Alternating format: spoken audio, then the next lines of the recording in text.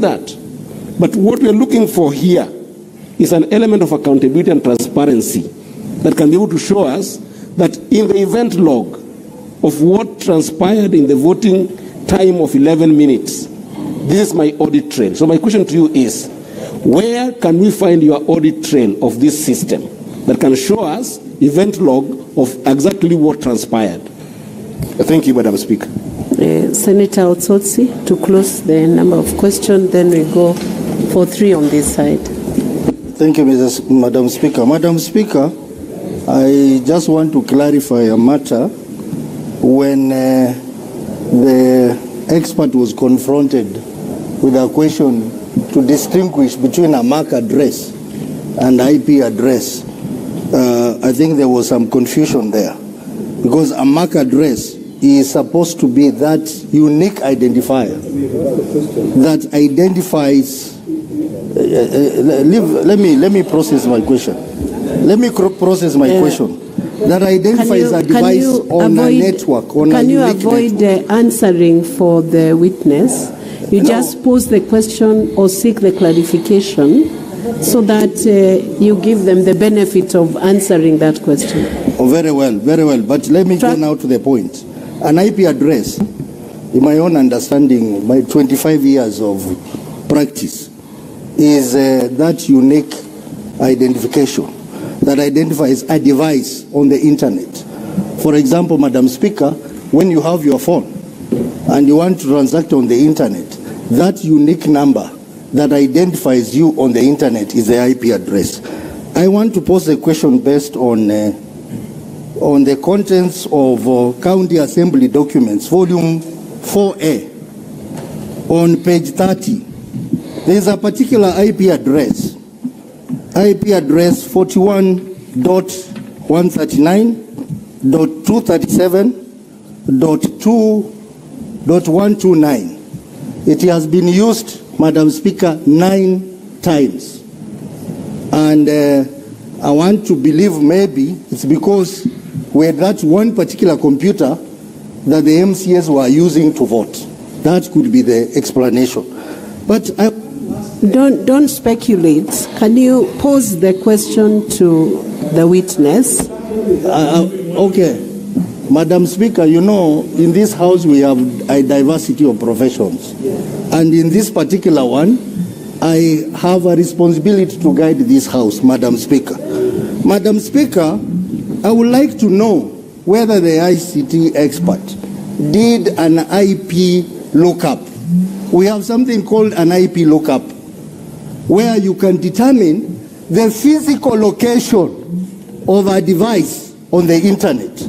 It will tell you the geographical location of the coordinates. Very well. I think your question is posed. I will give the witness time to respond to those questions. Proceed, witness.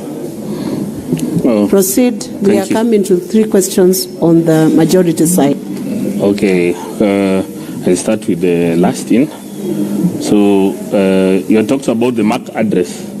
Yes, the MAC address is a unique number which each device, whether a phone or laptop has. And you had mentioned something called the IP address. This one, subject matter 41.139.237.129. We did a search on it, and we found it's registered under Safaricom Limited. Yes, and as you said, this IP address can be used by multiple devices. As I mentioned earlier, if all of us connect to the same Wi-Fi here at Parliament, all of us will have the same IP address going out. So all the devices within the House within the Senate will have the same IP addresses. I think that one can answer that. Then speak into the microphone so that your voice does not fade away. Okay, sorry. Then the issue on the logs, which are not captured, the audit related transparency. Our mandate for this exercise was to test the high level security of the system. As I mentioned, we did not enter the administrator account, and we did not have access to it. So those audit trails and the audit trails which were to be provided, we did not have access to it.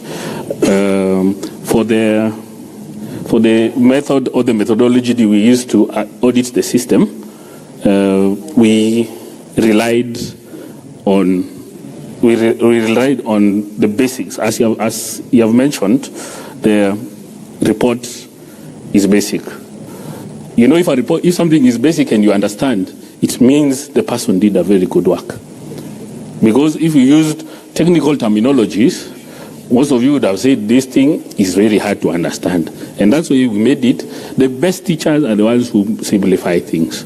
And that is the reason why you find it very basic.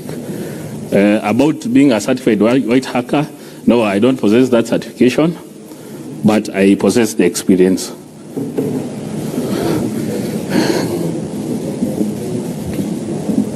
Are you done with the responses? Yes.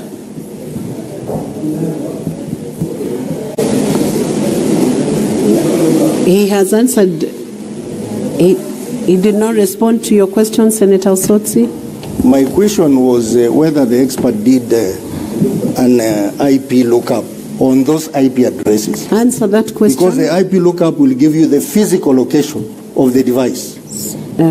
Witness, that's a crucial question. Can you answer that question? Yes, I had answered it. I believe maybe you are communicating with your fellow senators. The IP mentioned, the 41.139.237.129, is registered under Safaricom Limited. Where was the physical location? That's what the senator asked you. Where was the physical location of that device? Maybe I can just give the physical location just now, because this is publicly available information. Yes, but it's registered under Safaricom Limited. We will proceed on to the next set of questions. Senator Kisang and Senator Joyce, in that order. Thank you, Madam Speaker. Madam Speaker, I had wanted to find out from the witness if he was an ethical hacker, and he has said he's not. But because he has the knowledge and you are contracted to check the security of this particular system, you said you tried to penetrate, but you are unable to do. So are you telling this House that the system is very secure? Secondly, Madam Speaker, is what my colleague has said. You know, when you are given a job, even if you do a basic report in basic English, there are things that you are supposed to have delivered. Where are the terms of reference? Because this is what would have assisted Senate to make a decision. But the witness has not helped us, because you would have listed at least a few of those IP addresses, especially the one that was used by 9 members, to say this particular IP address was the laptop that was in the county assembly. But he has not done it, because some of us, we have basically checked here. A few of them, they are far away from Kericho. So we expected him to highlight so that at least it will aid us in making a decision. Senator Joyce? Yeah, thank you, Madam Speaker. Mine is just to ask the expert to tell this House if the SMS sent to the MCS could be transferred to any other person to forward on their behalf. Thank you, Madam Speaker. Senator Boni Halwale. Thank you, Madam Speaker. Mr. Kwon, you know why you came here? It's because we want an expert like you to differentiate between the governor's side and the county assembly side, who is telling us the truth. The county assembly is telling us 33 people voted on that system you have audited. And the governor is telling us, no, they could not have been 33 because 18 of them were supporting us. So can you now tell us, during your audit, how many MCS voted? Once you answer that, how many voted? Can you respond to those questions, witness? Okay, maybe I'll start with the first one in this time. We did not, our mandate and legal mandate wasn't to penetrate the system. Our mandate was to check for vulnerabilities on the public-facing side, things which the public-facing meaning anyone can access. So we did not penetrate. If we would penetrate, this would be a different case altogether, because that would be intrusion, and it would be legally, it would be a legal issue at the moment. So we did not penetrate. We only penetrate if we are given authority. Then the issue on the SMS, if it can be transferred to somebody else. As I mentioned earlier, the username and the password are a specific criteria. It's your ID and something else. So definitely, if somebody knows your ID and IDP number, they'll be able to access the system, even not necessarily the SMS. But the SMS also can be sent to another number, forwarded. For the audit trail in terms of how many MCAs voted, as I've mentioned, our mandate was to check on the public-facing side, the security, and in terms of this, how many MCAs had voted, we could see from the system, from the printouts on the extracts, we could see that the MCAs who voted were 33, and the others who did not vote, the numbers were nil. But this doesn't constitute that it was in fact a certain MCA who voted, because as I've mentioned, these username and passwords are known by everyone. Each and every MCA who might have known or they know, even the IT person, because he's the person who created, might have known. So we can't ascertain that these MCAs who voted as per the system without the MAC address, which is a big contention there. Thank you. Senator Wambua Enoch, followed by Senator Beatrice Akinyi Ogola.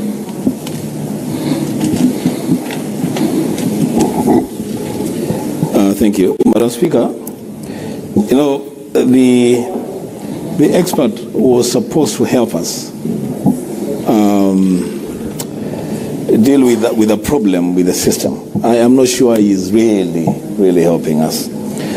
Because the thing that Senator Ososi is saying, and this is what I want to repeat,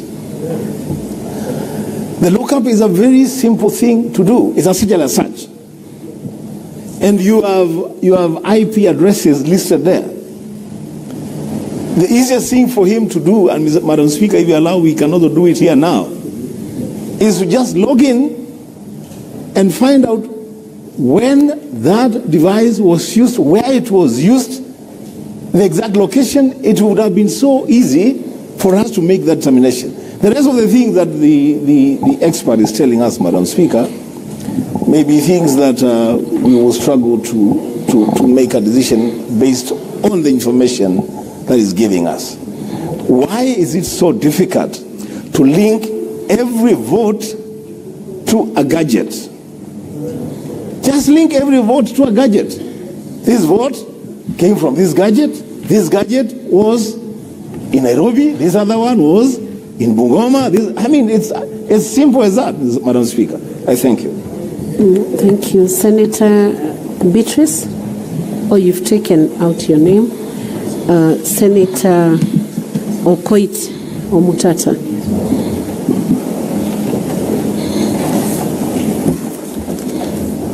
Madam Speaker, sitting where I'm sitting, I'm unable to answer the question. There's a case before us. And the case before us is a contention on whether the threshold for voting was met. And Assembly produced logs showing that 33 people voted. For me, what I expected from the expert was not to discuss the securities or whatever of the system that was set up. It is not the credibility of the system that is before me.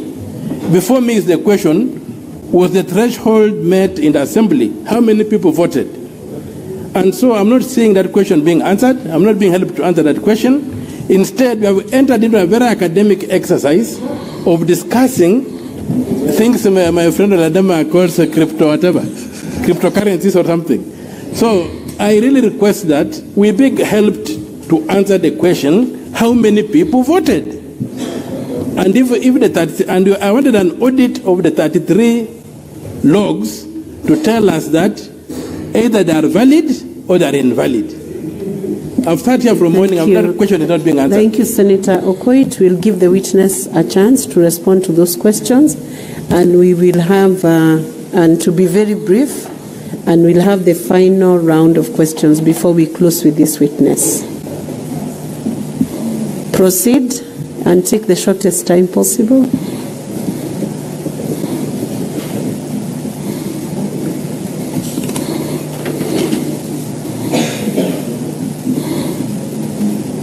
Let's proceed to answer to those queries. Oh, sorry. Thank you, Madam Speaker. I'll start with the mention of the persons who voted. The system itself doesn't keep record of something called a MAC address, which we have been discussing. So without this, we won't be able to know which device voted. Because, as I've said, the username and password are already shared. They were predetermined. Everyone knew. You will know somebody's ID and somebody's password. So anyone can use your ID beforehand to vote yes. That's what I'm saying. So doing an audit or an audit trail of that without the MAC address, we wouldn't know which device voted. In line, the IP address which has been mentioned, the IP address doesn't give the exact device, because many devices share the same IP address, as have been mentioning. If you are in one place and they're using the same network, the IP address will be the same. So this IP address, even if you can look at the IP which I mentioned, the 41.139.237, it is in multiple. There are 8 instances it voted. It means these people were in the same place, or they are using the same network. Yeah, but you wouldn't know if it was actually him who voted with his device. That is the biggest downfall of the system. It needed to have audit trails in terms of MAC addresses and know, is it you or is it your device that entered?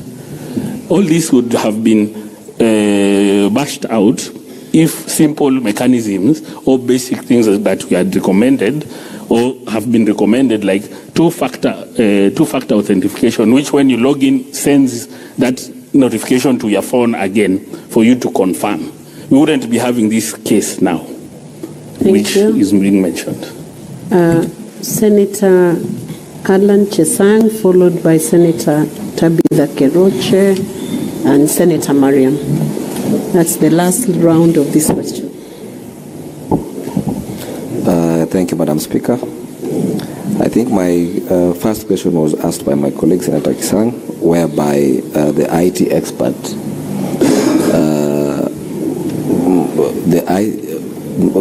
my question was to ask the IT expert if he thinks this system was secure or not.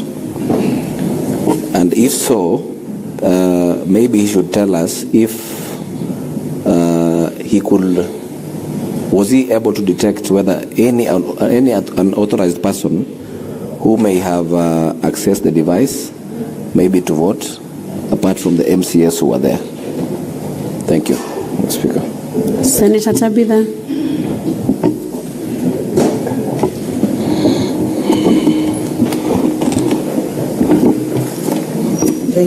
Thank you,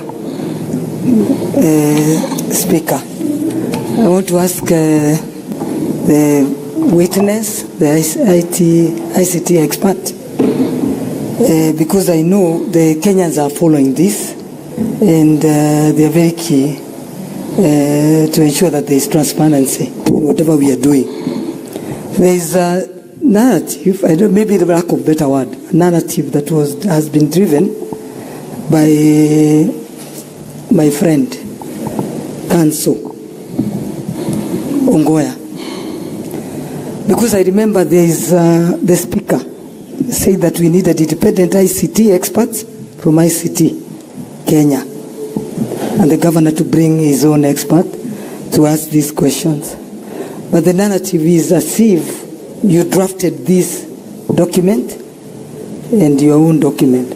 So I think we need to know whether you drafted the two documents, because people will be asking the objective. The objective is this report. How objective is this report? I think that's how people will be asking. I'm not an IT expert, but I'm just looking at that and asking if you drafted this report and yours, and then you are the governor's IT expert. I think that many questions you're being asked. Do you know well done? It's called well done. Many questions about well done, well done. So I think that's what the Kenyans now are asking, I think, and me being one. I think the question is stated, Senator Tabitha. Senator Mariam. Thank you, Madam Speaker. My question is to Mr. Expert on the issue of the audit report you have given out. It is very narrow. It is not detailed as such.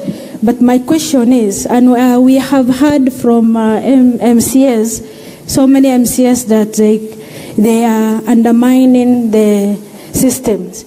As an expert, and you did an audit of the system, do you recommend that system to be used in anywhere, or in even the county executives and county assembly? Thank you.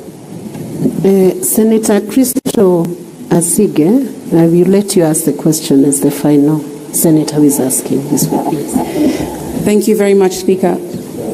You know, Speaker, we've spent over an hour listening to a painfully long examiner-in-chief,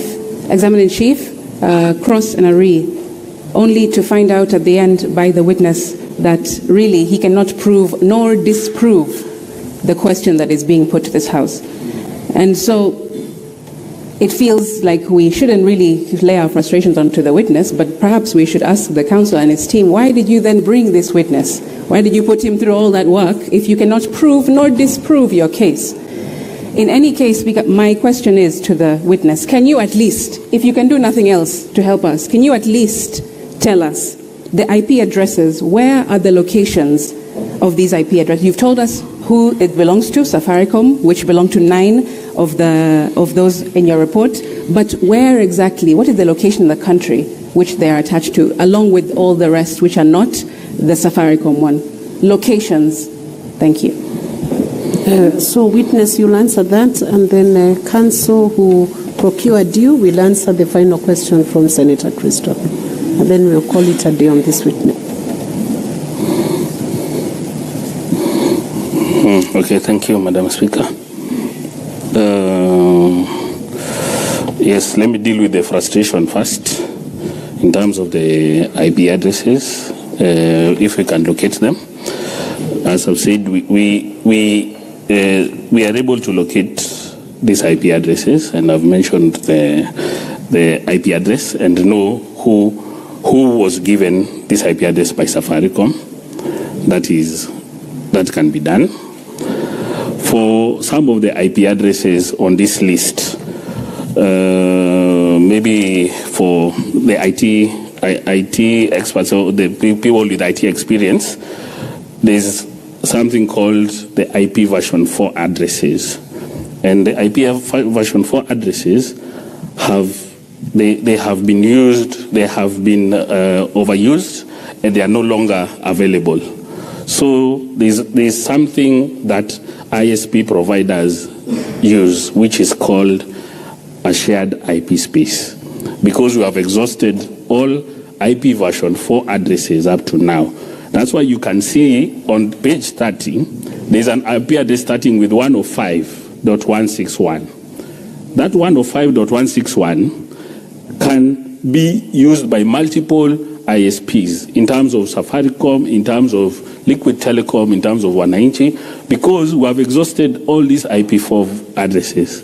So traceability also of these addresses is not as simple for these ones which are starting with 1 or 5, because they are in a shared IP address range. But the ones which are starting with 41, those ones we know, as we have checked, they are in Kericho County from the ping which I've just done now. Yes. Let him finish his responses. Then about the recommendation of the system, at the way it is built currently, and the mechanisms or the protocols or the framework it has, I wouldn't recommend the system to be used by anyone until the upgrades or updates are aligned to best security prices, the best security practices. I wouldn't recommend at the moment to be used, because if the system, I wouldn't be here. If it was good, I wouldn't be here.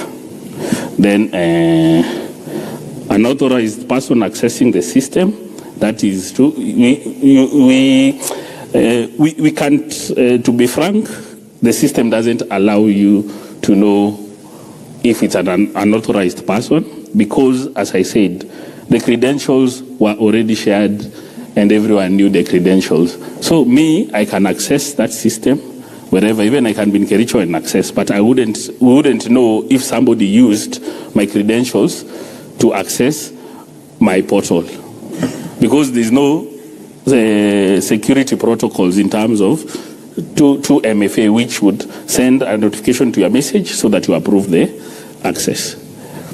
Then also the unauthorized personnel to access the system is very, very, very, very, very key, because I believe from the report which was printed, it's in black and white.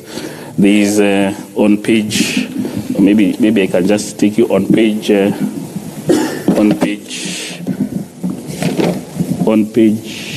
just 1 minute. On page 34, there is figure 1.2, written or exposed password. This is more of the technical requirement which we did on security, apart from the basic recommendations. This one, if maybe it was printed in color, you would have seen that the passwords are exposed. Once somebody logs in, somebody who's using your computer can come back and see your passwords. So that is also a technical and cybersecurity risk for that. For the drafted, I'm just trying to answer the question if the system was secure. I don't believe the system was secure, even from this expose on figure 1.2, which mentions the exposed passwords.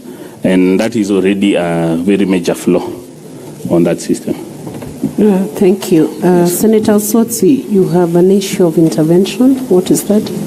Madam Speaker, I said earlier on that the benefit that we have in this house is that we have diverse profession in this house.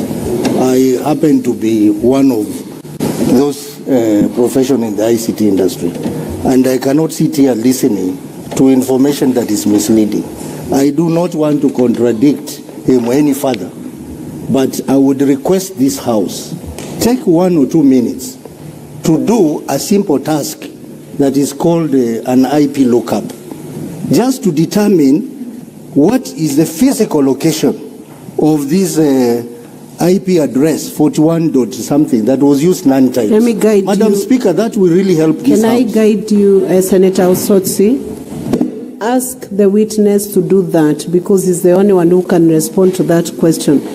Give a specific IP address. Let him look up and give you an answer himself, because the House is not giving evidence. It's the witness. Speaker, I had asked Give this him question a specific one.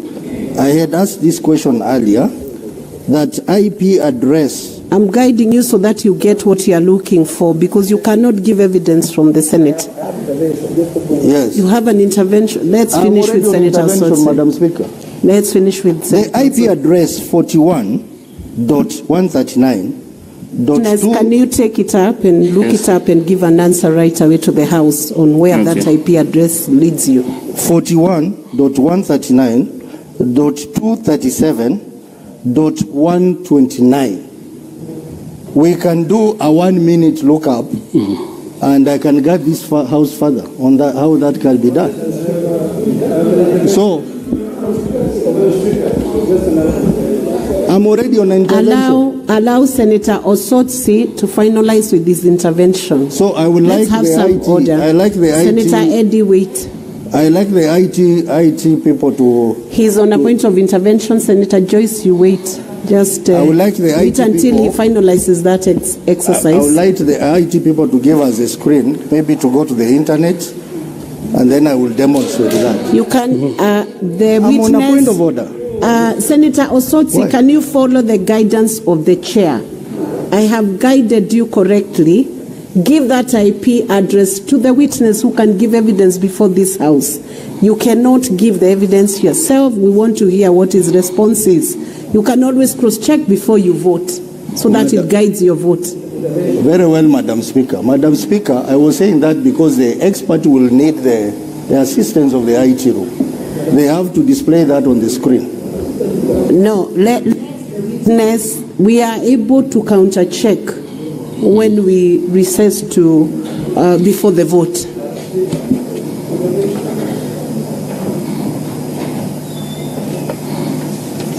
Witness, can you respond to where that IP address takes you?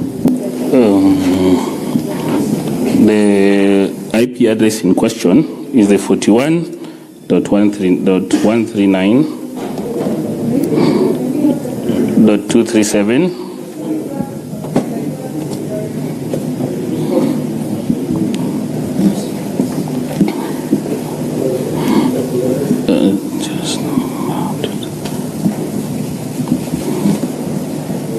This one is registered under Safaricom Limited, and its description is for Convergence Services Coast Limited, and but the person, the owner is Safaricom Limited and Safaricom House. The person in question is John Mutai. The location? That's what he asked you. From the public available information, from the public available information, there is no location for that. It mentions Kenya, Nairobi as the domain admin. Eddie? Madam Speaker, with a lot of respect, Madam Speaker, I think we are sitting here as a quasi-jury. We cannot now take even though we have many ICT experts here. Some of us know ICT. But I think that what we are attempting to do, I wanted to urge you, Madam Speaker, perhaps you can guide that a senator can do that in their submission. Because they will have a submission time when they'll be making sense of this here. But as a matter of procedure, you ruled yesterday on that chair that we are going to have an ICT expert who would then give us another report. So even if the ICT expert who is here cannot give us enough report, that's fine. Let's wait for the other ICT expert to give us. But if a jury wants to give us a direction of ICT, let them do that during the submission. Because we are going to rule on this and rule on substantive issues. Senator Eddie, that is why I guided Senator Osotsi that evidence could not be adduced from the chamber, can only be adduced by the witness, and beyond that, maybe the experts. Senator Ledama. Madam Speaker, we've been sitting here for quite a number of hours. I'm not sure whether the defense or the county assembly understand what the amount of time they have. Could you kindly stop all this intervention, allow the county assembly and the county government or the governor to finish their case, And then when the time comes for us to submit, either to support or not, or to oppose, we can then be able to try to argue our matter. I really let me guide you, Senator Ledama. The chair is in charge. Right now, the time that is being used, it is the senators who are using their time. It is not the time for either the county assembly or the governor's time. So it's the senators who have raised the issues, and the requests are coming from your end, not from their end. Now, witness, you are stood down. We are done with the question time. So you may resume your seat, or you could exit, but you are discharged from the stand. Thank you. Moving on to the ICT expert who was requested by Senate to bring a report. So, clerk, you can make sure the expert is called in. Sergeant at Arms, can you get the ICT? Or the question directed to Council Katwa Kigen. Sorry, Madam Speaker, maybe I would address the issue of the next witness, because I don't know whether the county governor has then closed this case before we go to the independent expert of the Senate. I believe they said that was their last witness, or have you changed that, Council? May I confirm, Madam Speaker, that that is the close of our case, the governor's case. Thank you. So, and honorable senators, just to let you know, some of the issues you are raising, yourselves are raising those issues. So the time that is being spent is based on your requests. Sorry, Madam Speaker, may I just take one last concern through you? Proceed. Madam Speaker, the person who has been brought here to answer these charges is the governor. Do I understand that we are not going to hear the governor's evidence and to test it?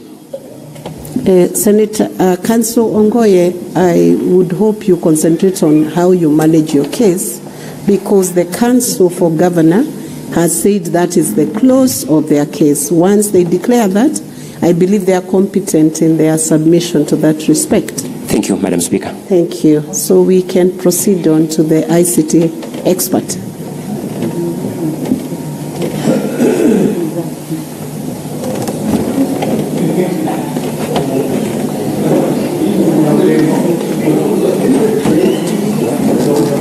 And honorable senators, to ease the question time, we should avoid repetitive questions, because if you repeat the questions, you'll get repeated answers. Repetitive questions, repetitive answers. Exactly.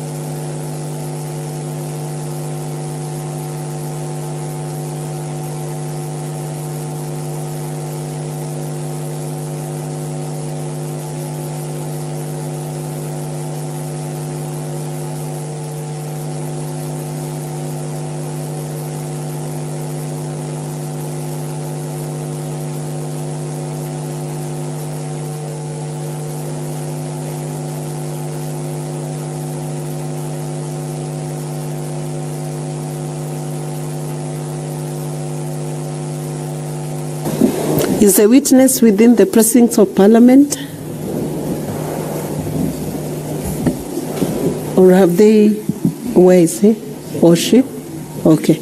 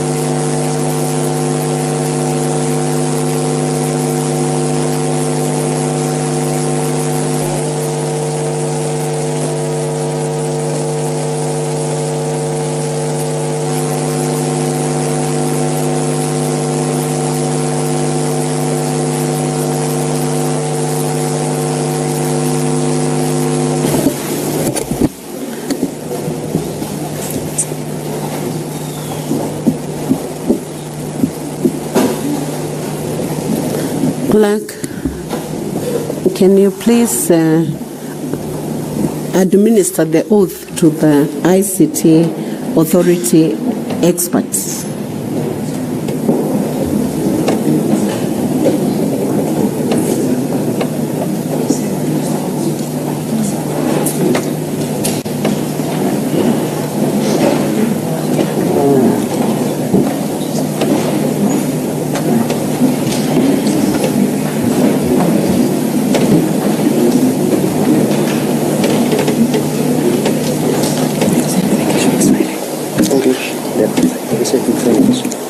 Are both the experts going to take to the stand? Sorry? You're Richard. I'm Christian. You will take the Bible in your right hand, place it up, then you put your left hand on the Constitution. You just relax. Clerk Assistant? Clerk Assistant, are both experts going to take to the... They take into the floor to give evidence? Or one? Yes. One? Yes. Okay. Proceed and administer the oath. Right hand. Yeah, right hand. Place it. Put your left hand on the Constitution. Okay.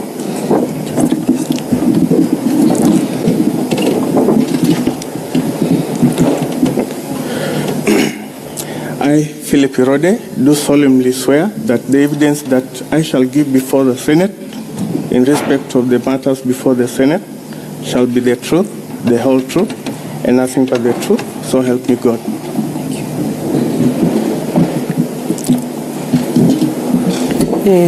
The Senate had directed the ICT authority experts to present a report to the Senate on the matters that are before the House, especially the question of the use of technology in the voting system in Kericho County.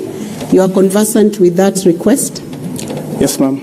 I want you to proceed and present that report, but first of all, give your full name and the position you hold at the ICT authority and present the contents of the report. You have 10 minutes to do that. Thank you.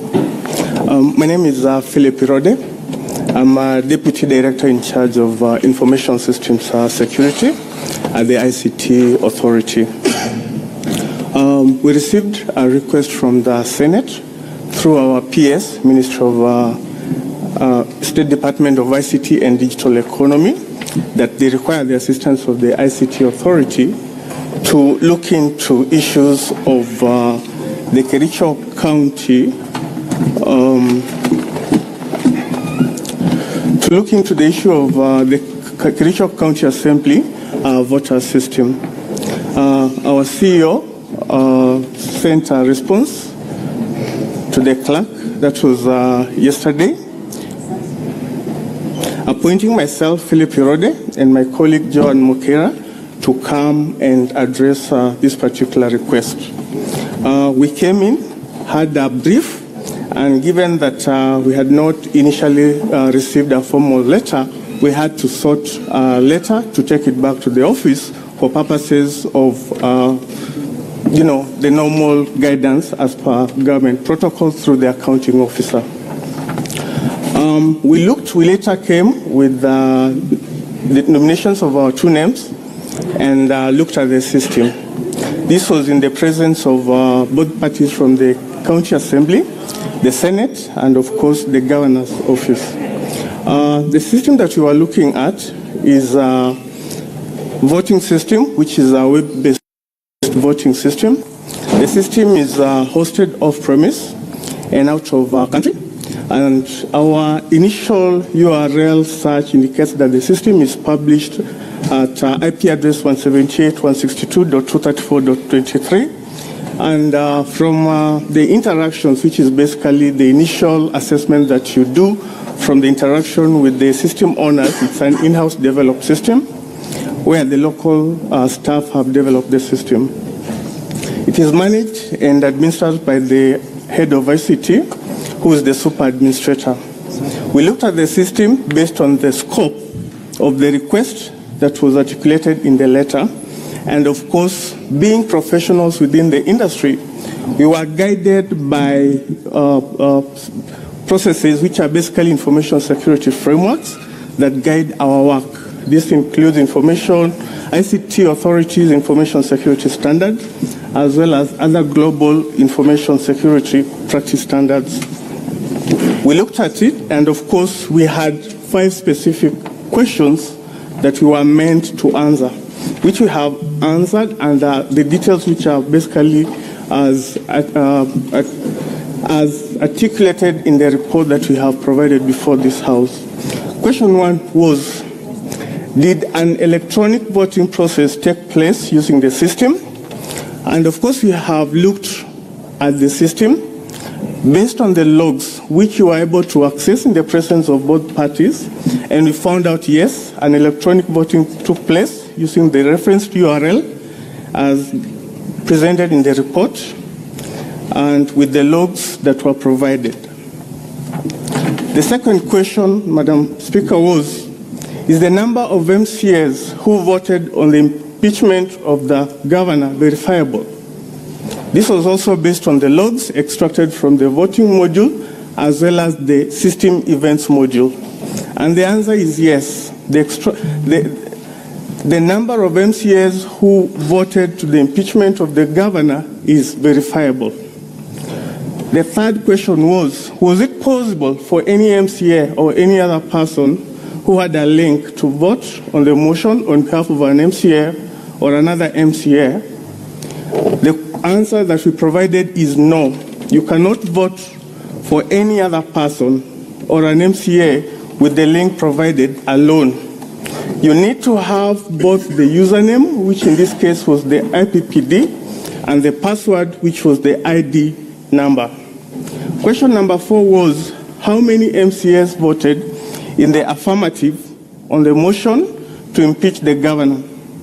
The number of MCAs who voted on the motion was 33, as was extracted from the voting module logs. Question number 5, which is the last question under our scope of review, was, is there any evidence of multiple voting or other compromise of the voting system or any impropriety in the voting system or process?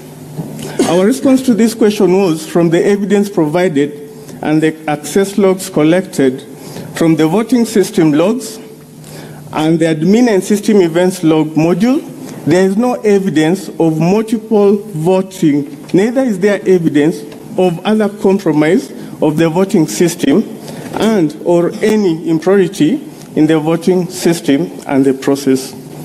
Madam Speaker, that were our findings. Thank you. As an expert witness, you have been oathed to give evidence and present that report. So you will be subjected to some cross-examination on the report, both by the county assembly and by the governance team. And then we'll proceed on to have questions and clarifications from the senators. So I will now allow the county assembly team and then the governance team. Each will have 10 minutes maximum. Thank you. Can you tell me this?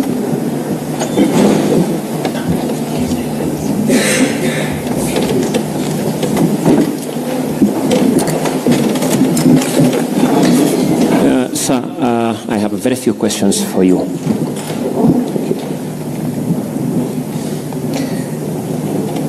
This exercise was conducted within the precincts of this parliament. True or not true? It's true. Were you notified of the people who were present at the time of undertaking this exercise? Yes, we were.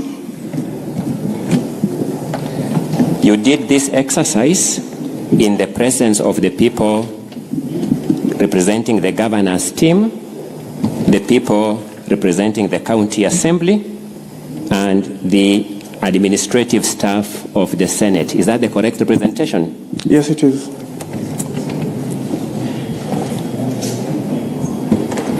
I have three substantive concerns regarding the report, then I sit down. Is there any single log that you came across, any log-in credential that you encountered from the logs that voted more than once?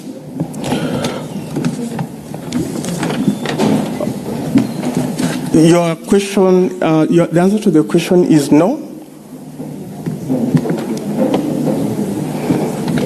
Is there any credential that logged in and voted after the 15th of August, 2025? No.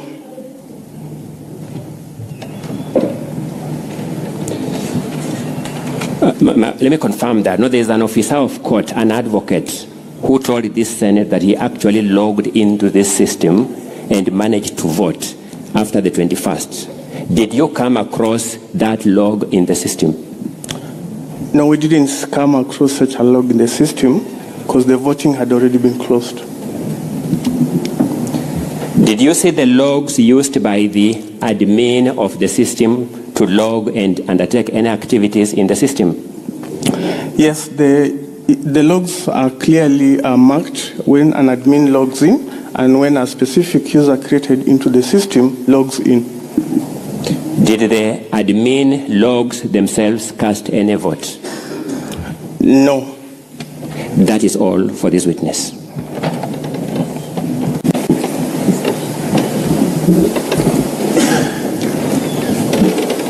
Proceed.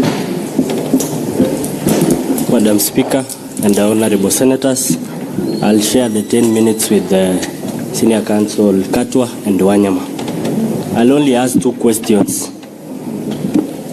Mr. Philip, from the logs that you extracted, did you extract any source IP addresses? Yeah, we have IP addresses within our logs. Source IP addresses, the MAC addresses. Did you get any MAC addresses from the system? Which one are you referring to? You've mentioned MAC address and IP address. Which source one? IP addresses, which is the same as MAC addresses. Your Honor, those are two different addresses. So you can differentiate the two, kindly? Yes. So MAC address is ideally in a layman's language, like your fingerprint. It is absolutely unique. Unique. Did you get those unique identifiers from the system? Allow me to answer the question. No, I'm asking you a question. Did you get those unique identifiers from the system? The IP addresses, Answer. yes. Allow him to answer. Okay. I need specific answer, yes or no, on the issue of source IP address. Did you Counsel, let him answer so that you can benefit from that answer. Okay. Yeah, so we have IP addresses within our log systems. The source IP address, did you get them? Yes. Did you identify the IP addresses to a certain gadget?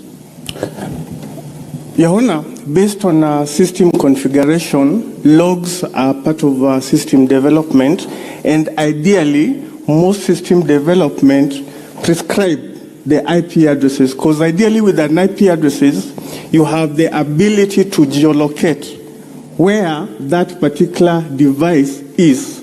Now, a MAC address will not give you a geolocation. Thank you for your answer.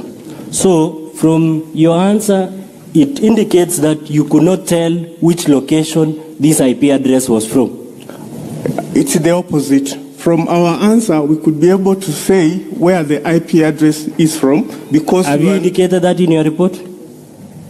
Yes. That it came from where? We have indicated the IP addresses of the various voters who logged into the system. Can you identify those IP addresses to a certain gadget, saying that this IP address, 41 something, was for Honorable, let's say, Anita? Can you say that? Your Honor, that is not possible with the system configuration as it is. So, from the system that you are working on, you cannot tell who voted for who? You can tell based on the user ID, which is a unique user ID, and the IP address of the user. This is not a personal question. You'll remember that we worked together yesterday as you worked on this report, and this is not personal. You became my friend yesterday, and you will confirm to this Senate that we began working on this report at 4:30. You disappeared until 4:30. Is that true? So, from the committee, you will confirm that you left the committee room at 2:30 and came back at 4:30. Is that true? Your Honor, that could not be true. And as I have indicated, we were called here urgently. We came without formal release letters. When we came, we were, invited into the chamber. We were briefed on what the assignment entailed. No, I'm talking about when we start. Counsel, allow the witness to answer, please. You asked a question. He's responding to that question. Proceed, witness. Thank you. Yeah, so after we were briefed by the clerk's office, as protocol dictates, we have to seek concurrence from our counting officer. I explained to the clerk's office that we need to get an authority to embark on an exercise. This is when I was ushered into the clerk's office. A letter was done while I waited, and I walked with that letter to our CEO's office, advising him that this is the sort of engagement that we have been called to conduct, and I therefore need to be officially released. Did you require 2 hours? Well, it wasn't 2 hours, Your Honor. Thank you.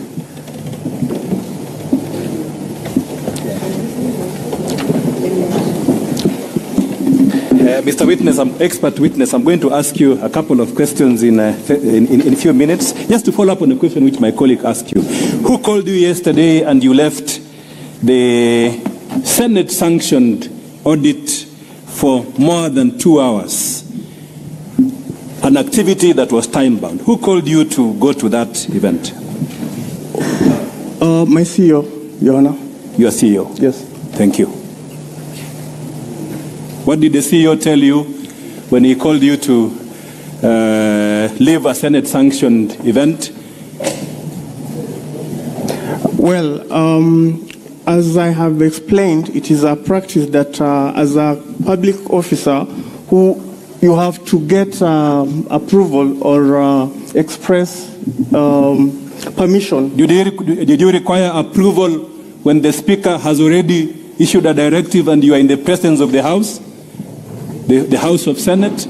You leave the Senate to go. Did you require approval to leave the Senate to go back to your CEO?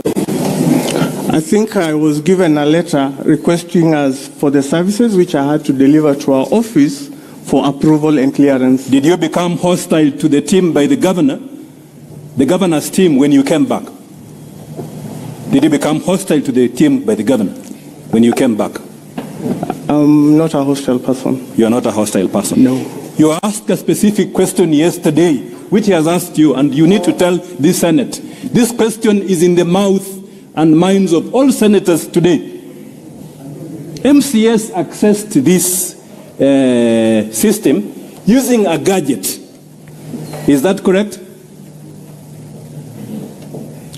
I wouldn't know how. From your observation, MCS accessed this system using a gadget, whether it's a phone or a laptop or a computer. Is that correct? Ideally, based on the nature of the system, yes, it's a web-based system. Yes. And when you access the system, then you need to leave a fingerprint in that system so that anyone else can tell that indeed you left. You are the one who voted. And that is the primary question before this Senate. So the question is, did you find in the system what is known as the MAC addresses for the computers, mobile phones, laptops, etc., which were used to access this system? Did you find? So, allow me to answer that question in a more layman's language for the benefit of the Senate. What happens when you are accessing a system? There is the public-facing IP and there is the internal IP. I'll give you an example. If we have all access to our Wi-Fi in this building, that Wi-Fi will have one external-facing IP. Yes. That IP is the one that channels our traffic to the specific requests that we make onto the internet. By the nature of this system, it has been set up such that it can be able to pick the IP as the unique resource locator for the service. And that is part of the logs that we've been able to collect. Because of my time, and I appreciate, the IP addresses that you have given to this House are already in the House. The senators have looked at these IP addresses, and some are they have been recorded 9 times. They have interrogated that issue. What they are asking now at this level is that MAC address. They want to know, did this MCA vote? Did this MCA A, B, C, D vote? And which gadget did he use? That is the primary question. So does your report contain MAC address, the logs for the MAC addresses? That is the question before the House. It's a right question. It is a yes or no answer. Is it there so that I can show the senators that our case has collapsed because the MAC addresses are now in your report, the unique identifiers for the telephone numbers of these MCS. It's now available, produced by the expert, and our case has collapsed. Show me in your report where these MAC addresses are. I have clearly responded to that question. And the answer is, the answer is shown me in your report. Are no. Yes or no answer. Counsel, let him answer. Counsel, allow the witness to answer. Witness, do you have the IP addresses in your report? I have IP addresses in my report, Madam Speaker. Madam Speaker, the question is the MAC addresses. The IP address, Madam Speaker, I request for 2 more minutes. I'm now on a delicate issue. The MAC addresses. Granted the 2 minutes. Respond to the question of the MAC addresses. MAC addresses are not part of external facing details that are captured within this particular system. The system captures IP addresses. IP addresses can still be linked to a MAC address. Okay. Allow me to finish. Okay. I'll give you an example. You have your own safe in your house, which is located in a certain location. We cannot expose your safe to the outside world, but we will expose your gate number to the world. Ideally, a MAC address is unique to that house, and the house number is public information. That begs two questions, Mr. Expert Witness, Madam Speaker. I wind up. Two important questions. These MAC addresses, what kind of audit did you do? Did you do a basic compliance audit? Did you do a network security audit? Or did you do a device compliance audit? Because each one has different levels. And maybe as you answer that question, there's a senator who asked here, did you penetrate this system, intruding it so that you extract the required information to complete this report? So, Your Honor, you cannot be able to do an entire audit within a day.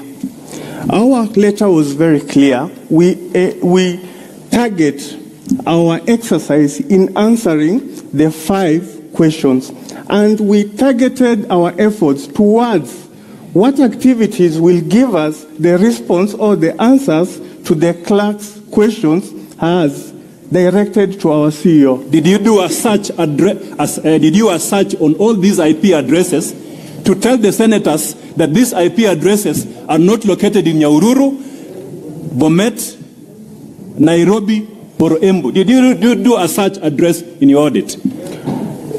Your Honor, we did what the letter requested us to do, which was to conduct an assessment that will respond to the questions that had been answered. Last question, Madam Speaker. Madam Speaker, last question. The senators in this House, there's a live question which they want an answer from you. The evidence was given that a computer was used at the county assembly to vote for 3 MCS. 3 MCS, a computer was used. The simple question is, did you go to Kericho County, or was this computer given to you for you to ascertain the IP address or MAC address in that computer to give to these honorable senators to clear any doubt in their mind on the verifiability, authenticity, and security of this system? That is my last question. Yeah, so based on the audit logs that we collected, as we have responded, the system has adequate logs providing verifiability, which is ideally the number of... The question, did you visit Kericho? Were you given the computer? It's a simple issue. So the system is a web-based system. Yes. For a web-based system, you do not need to physically visit a location. It's available on the URL, unique resource locator, as we have provided. So what is the IP address for this laptop which was given in, which the MCS said they used? Can you tell the senators with a substantial measure of assurance, no doubt at all, that I, as the expert, this is the IP address of this computer, this is the MAC address of this computer, so that we clear doubt? Thank you. I don't think that was part of my request for this Thank you, Madam Speaker. I'm sorry, my time is up. The question is now actually answered. It's told you. Senator Sifuna. Hello, Speaker. I'm a bit confused by the line of questioning that has been taken by counsel for the governor, because your directive was that all these parties be present during that exercise. Now, when I look at the report, there's a part for people who were present to indicate they were present. Mr. Evanson Kirui, counsel for governor, did not sign. The question to you, witness, was he there? This gentleman called Weldon Kipiegon Lagat, was he there? And then, to the counsel for the governor, these things you are asking, did you ask him to do it there, when you are there? And what did he do?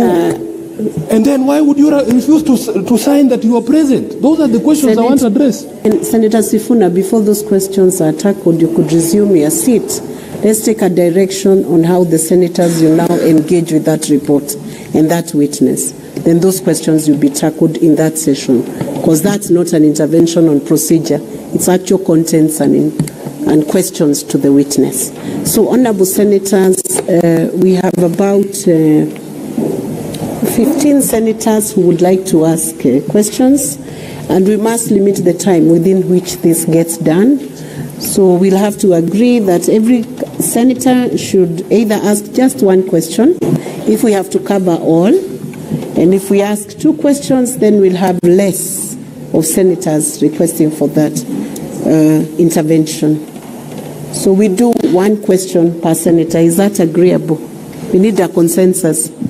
Okay. So 1 question. So you have asked yours already, so I'm not giving you another chance. He will respond. I'm sure he's already gotten the gist of the questions.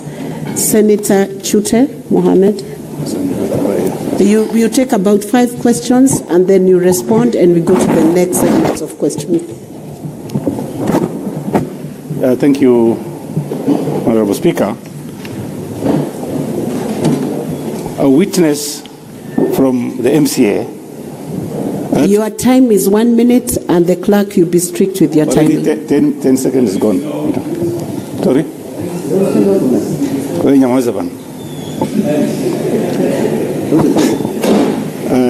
My question goes to the expert. There was an MCA who gave an evidence that 9 persons or MCAs voted from a particular station. That station the number is 41-139-237-129. Did you, in your report, do we have that report that shows that 9 MCAs voted from 1 logging station? Thank you. Senator Osotsi. Thank you, Madam Speaker. Madam Speaker, I have to declare that the witness is my student in my other life, and he's competent enough. But I just want to ask 1 question. Philip, you look at me in the eye. Are you the one who did this report? I just want that answer, yes or no. Because from my teaching, this report would be have been done better than this, Madam Speaker. Senator Danson Mungatana, is he there? No. Senator Eddie Okech.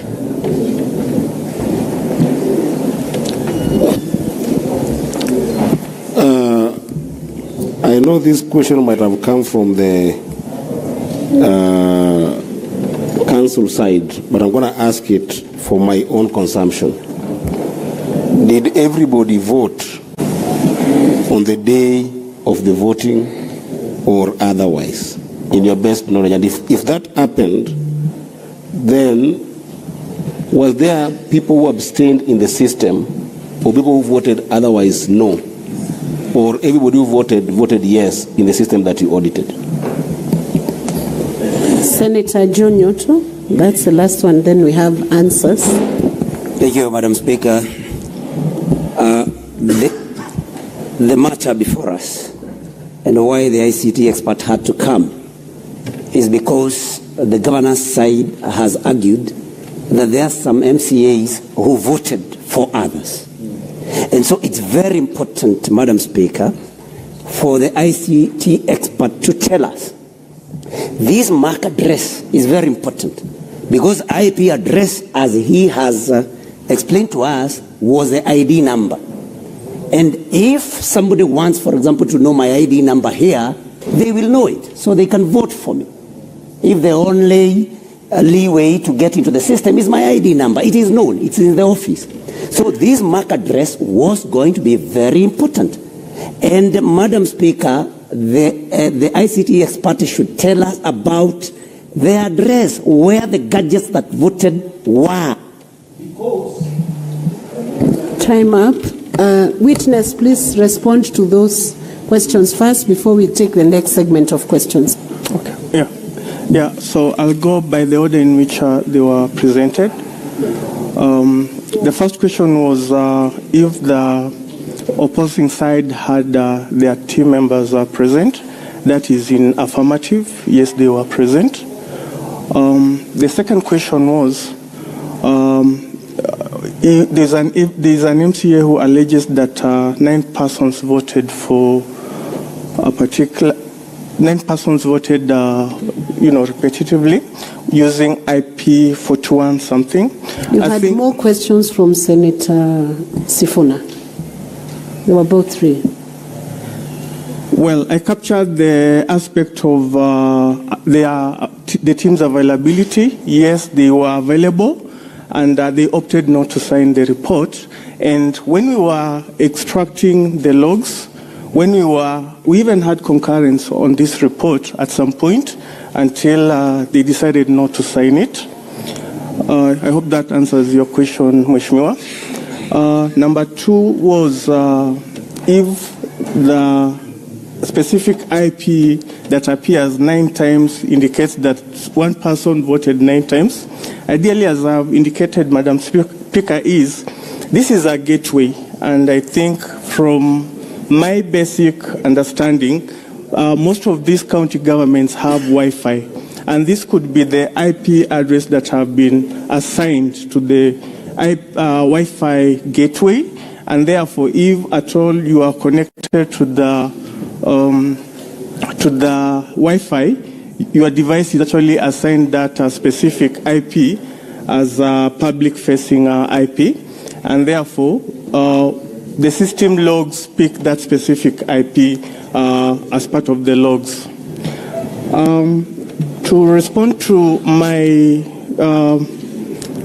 senior Senator Osotsi, yes, I'm the one who ordered the report based on the timeline constraints that we were given. This is the best we could do in responding to the specific questions that we had. The other question is, did everybody vote on the day or otherwise? The response to that is yes. We have the specific user IDs. We have the specific timestamps which are within the specific date that the voting was being done.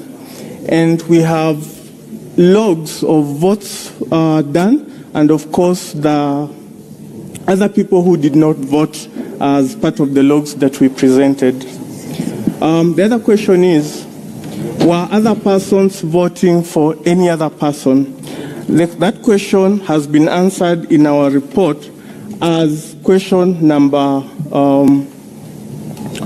3, whereby it was being asked, was it possible for any MCA or any other person who had a link to vote on the motion on behalf of an MCA or another person?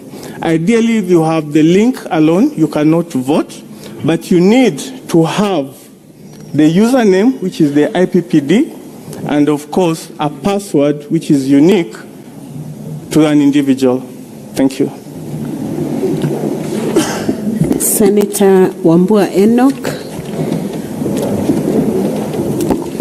Thank you, Madam Speaker. I want to ask a question where the expert has ended. When you asked by the lawyer whether any system admin would have voted in the system, you said a clear no. But you're saying that if you have the username and the password, you could vote for anyone from any location. So how would you have known that the admins did not vote? Because this username and the password are not computer generated. They have been assigned physically by the admin to the MCS. How would you know that they have not voted? Senator Seki.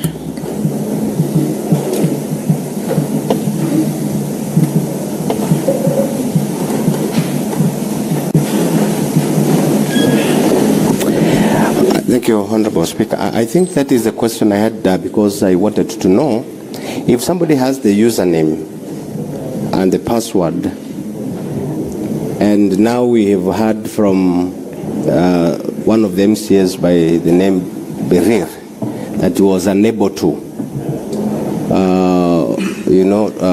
doesn't have any internet in his phone, and someone else is working on another phone, possibly will have forwarded the password and the username. So could someone else be able to log in or even vote using another phone?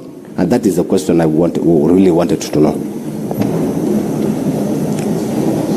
Senator Aaron Cheriot, Majority Leader, did you request? Yeah, Madam Speaker, I beg your indulgence that you allow me maybe slightly more than a minute. This is the only chance that the people whose county is contesting this matter have the chance to speak in this House. Madam Speaker, I have a question to this expert. My first question is, did the expert really appreciate the assignment that is before them? If they did, I want them, because this is in the interest of establishing the truth, Mr. Speaker, to account for the report that he has brought to this House, particularly Annex 3, page 17 of your report. This case, by the way, boils down to 3 votes when all is said and done. Forget about all these issues about 9 and whatever. Because Majority Leader, you know our standing orders are very clear. Okay, 2 more minutes. Mr. Speaker, I was explaining, and this is for even to assist the House, that eventually this case boils down to 3 votes and how they can be accounted for. Because if you read the affidavits of the County Assembly and those of the governor's team, there is a contestation only on 4 votes. The rest are already accounted for. It is only that in one of the votes, Mr. Speaker, that witness has sworn an affidavit for both camps. Therefore, we can choose to disregard. But I was pointing the expert to his report on page 17, Annex 3, to explain to this House whether he is certain and absolutely certain that the member written there as for Cheplanget ward, for Kapkatet and Kapkugerwet ward, they are the 5th from bottom, 3rd and 2nd last votes that gain him. Whether he can give with certainty that from what he saw out of his audit, that indeed these messages emanated from the registered phones of these members. If that is ascertained, Mr. Speaker, I know how to do the rest of my work.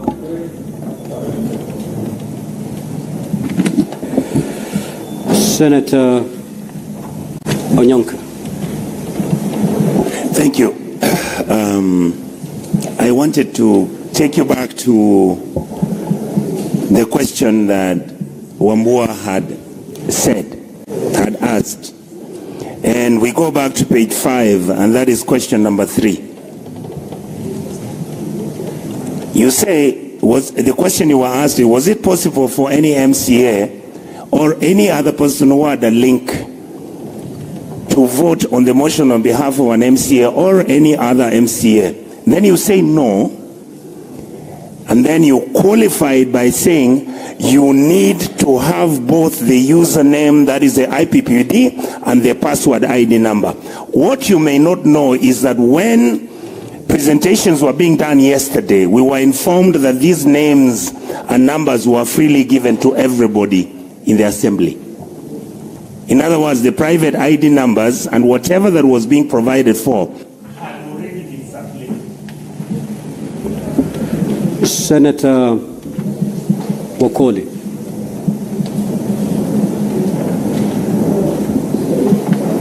Thank you, Honorable Speaker. My questions are as follows. Only one question, Honorable Senator. Did you ascertain that the link that the MCS received on their phones were the same phones that were used to vote, and you can justify the process? Thank you. Senator Kavindu.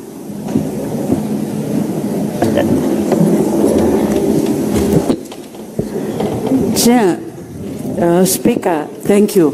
My question is, if there was clarity about the MCRs who are claiming that their identity was used for voting and they did not vote. And yesterday I also asked a question. There was a Peter who tried to log several times and it failed. And I asked whether he managed to vote at long last. And this question was not answered. So you, as a specialist of IT, did you manage to stress that Peter, if he ever voted? Thank you, Mr. Speaker. Senator Thangwa.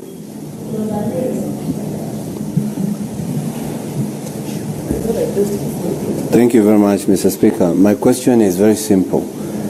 We were told yesterday, and I tried to ask the same question, that 9 members voted from the same computer.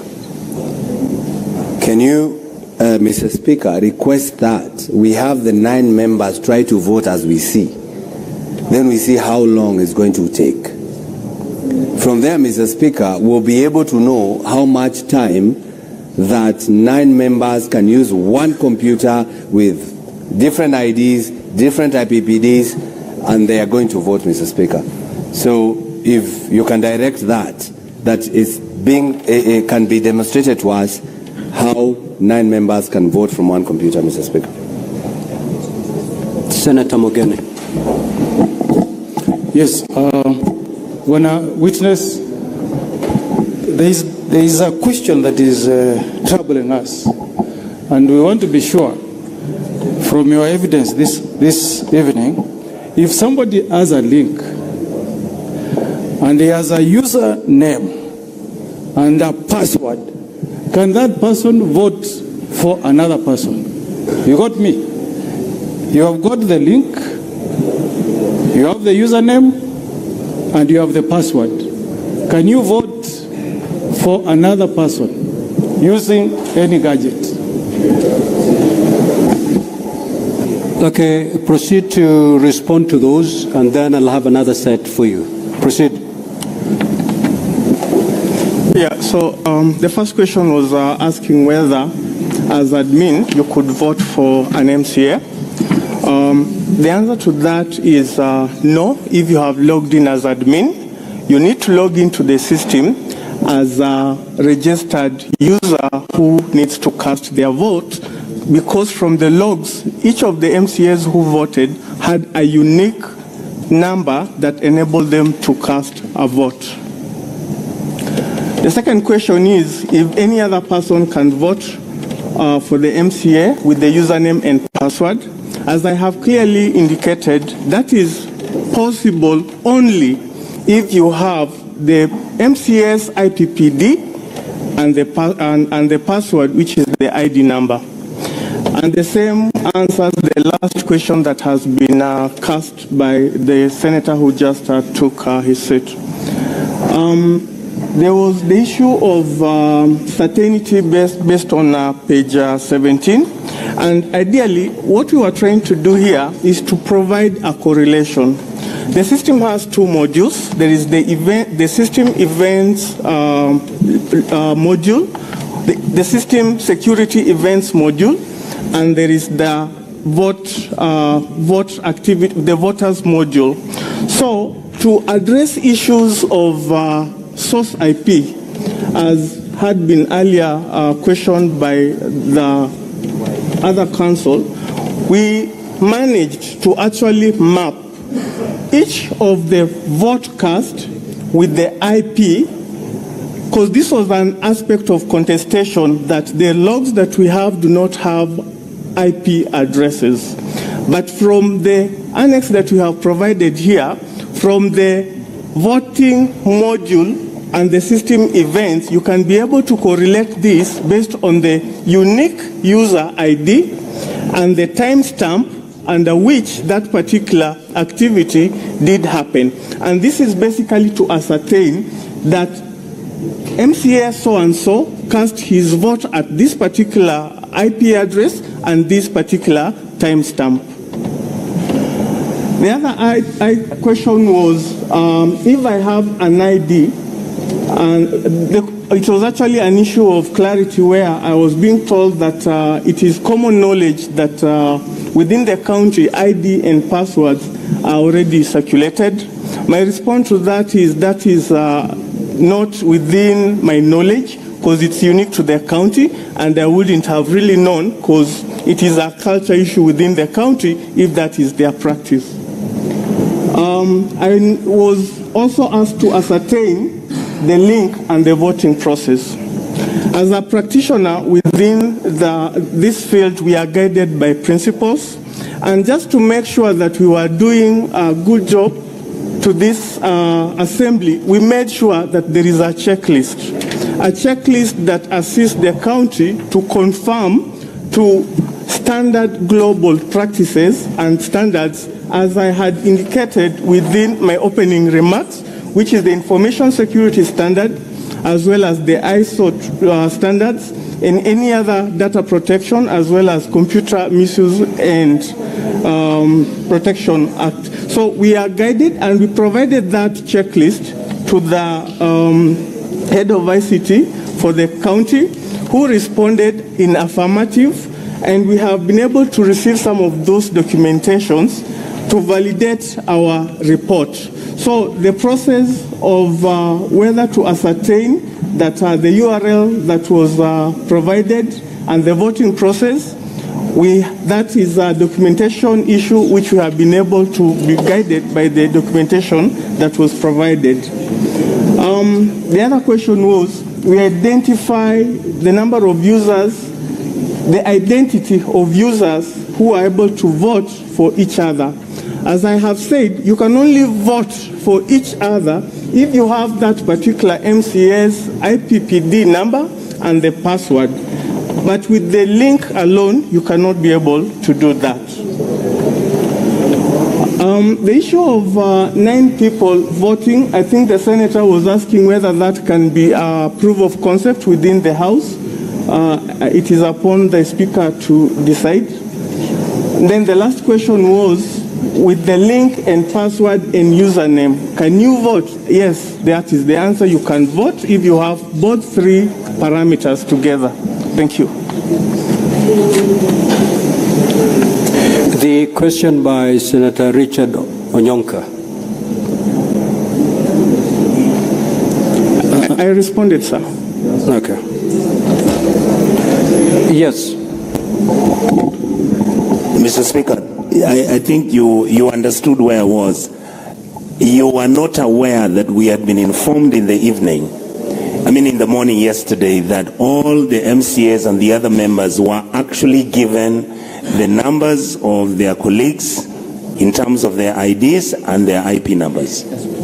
So if that is the case, is it true, or do you then think it is possible that somebody could have voted for somebody else? Mr. Speaker, I think with that information where you have user's ID and user's password, it is possible for you to vote on behalf of another person. Senator Chiranke. Mr. Witness, I've looked at Annex number 3, page 17, and of course your response. So in this, you can confirm that the 33 MCAs voted in the affirmative of the motion. Is it true? And was the system compromised as per your understanding in your expertise? I thank you, Mr. Speaker.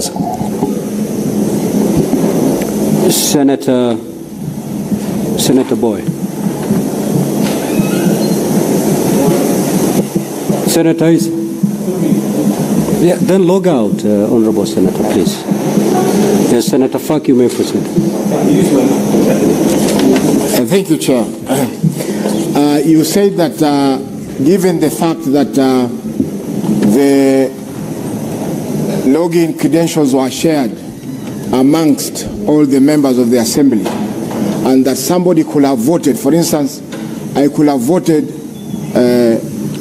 for Mr. Senator Issa Boy, and then was it possible for me to vote for Senator Boy, for instance, and also vote for myself, given that I have the credentials of both senators? Thank you. Senator Mungatana. Thank you, Mr. Speaker. Mr. Speaker, I want to refer the expert to page 5, Roman 5. There's a statement there where he says, towards the end of Roman 5, that there is no evidence of multiple voting, neither is there evidence of other compromise of the voting system and or any impropriety in the voting system and process. That statement, in view of even the questions you've had now, that and then the information we now got that there was static IP address inside the chamber, there was evidence of somebody saying that he was going to vote for somebody else. Don't you think this statement was a bit too much? Was it a bit too wide? That it was because this statement is saying this system is totally fine. And yet you have 18 people saying it's not. Senator Professor Tomojand.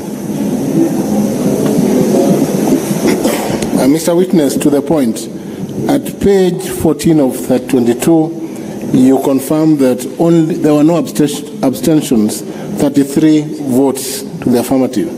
Yet, if you look at the logins running from page 17 to the end, there are many failed logins.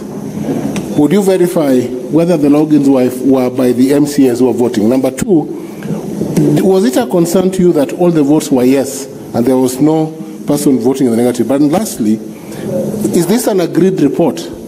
Because I can see the governor's team did not sign, only the assembly team signed. All the others who signed are from Senate. Is this a report? And lastly, do you have superior qualifications to these other people? Senator Wamatinga.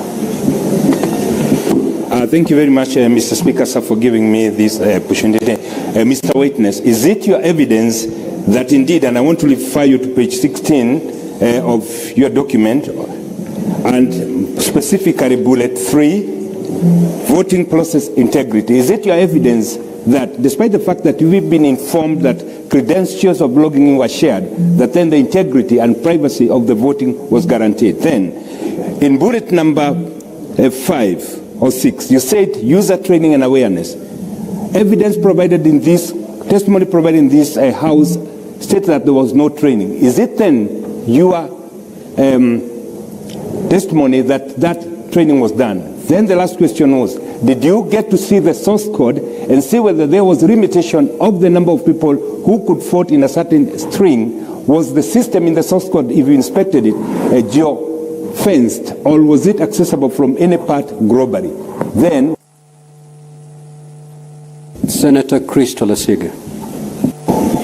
Thank you very much, Speaker. To the witness, you have clarified that there were about 9 IP addresses that were identical.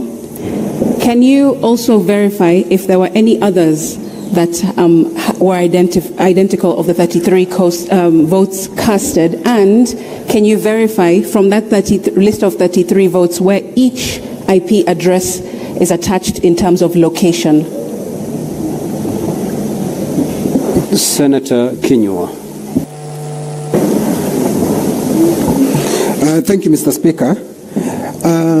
Philip, because we are here in the morning and we have heard that there were challenges with this system, with the MCAs, and I want to quote Honorable Trump, who was here in the morning, and he did mention that they were being assisted, some of them were being assisted. In the course of assisting, was it possible that this person who was assisting would have voted for this member without his knowledge, that now that this person does not know this system?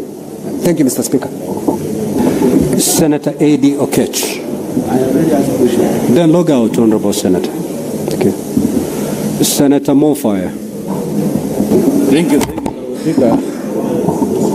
Thank you, Honorable Speaker. My question is to the expert, and I want to know, as an IT expert, based on your audit, do you have confidence in the credibility and the accuracy of the results generated by the voting system? So at the same time, what could be the reason why we have 9 similar IP addresses and the others are different, assuming that they were all using one gateway, one Wi-Fi? Thank you. Senator Alan Chisang.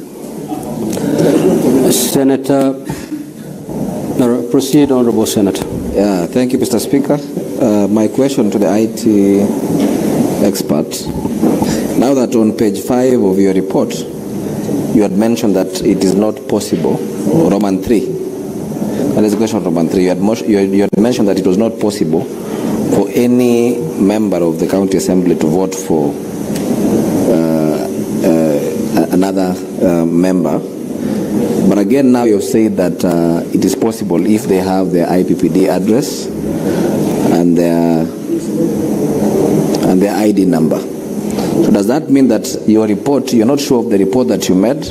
That is number one.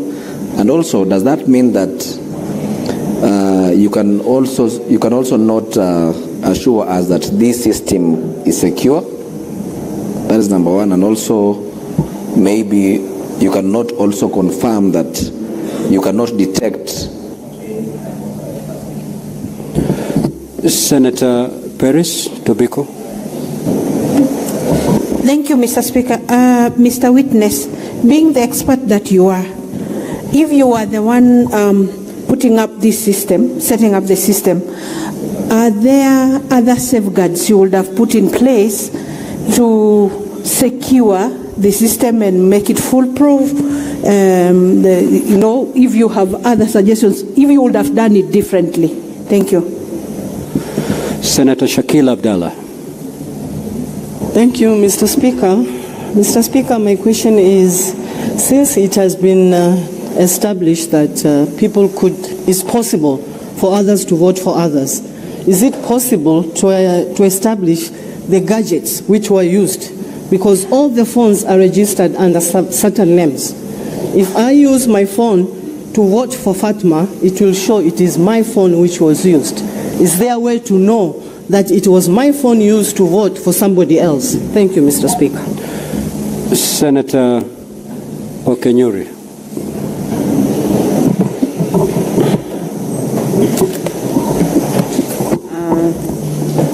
Thank you, Mr. Speaker.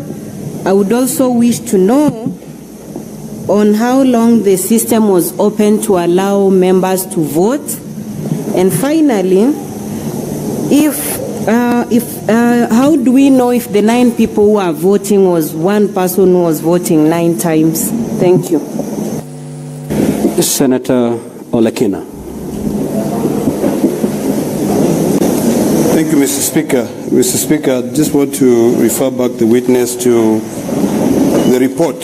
And I note that specifically on number 9, that the following persons were in attendance: Mr. Philip Irode, Mr. Joan Mukeire, the Office of the Governor, there was a council, and then there was an ICT advisor from the Mr. Weldon Langat, including the County Assembly, Alfred Korir Kimutai, Mr.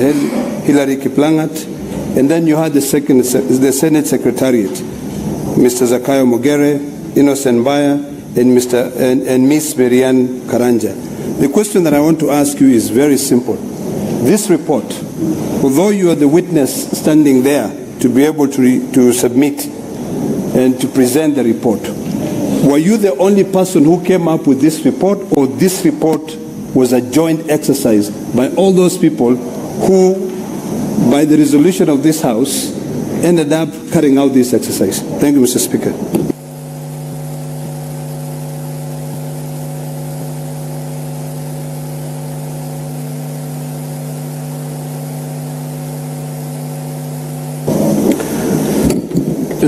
Senator Ledama, just look at the report. The owners of the report are 2, and they signed it in the presence of others. If you look at page 5 of 2022. Nevertheless, the witness will respond to your question. Nevertheless, the witness will respond to your question. Senator Hezana.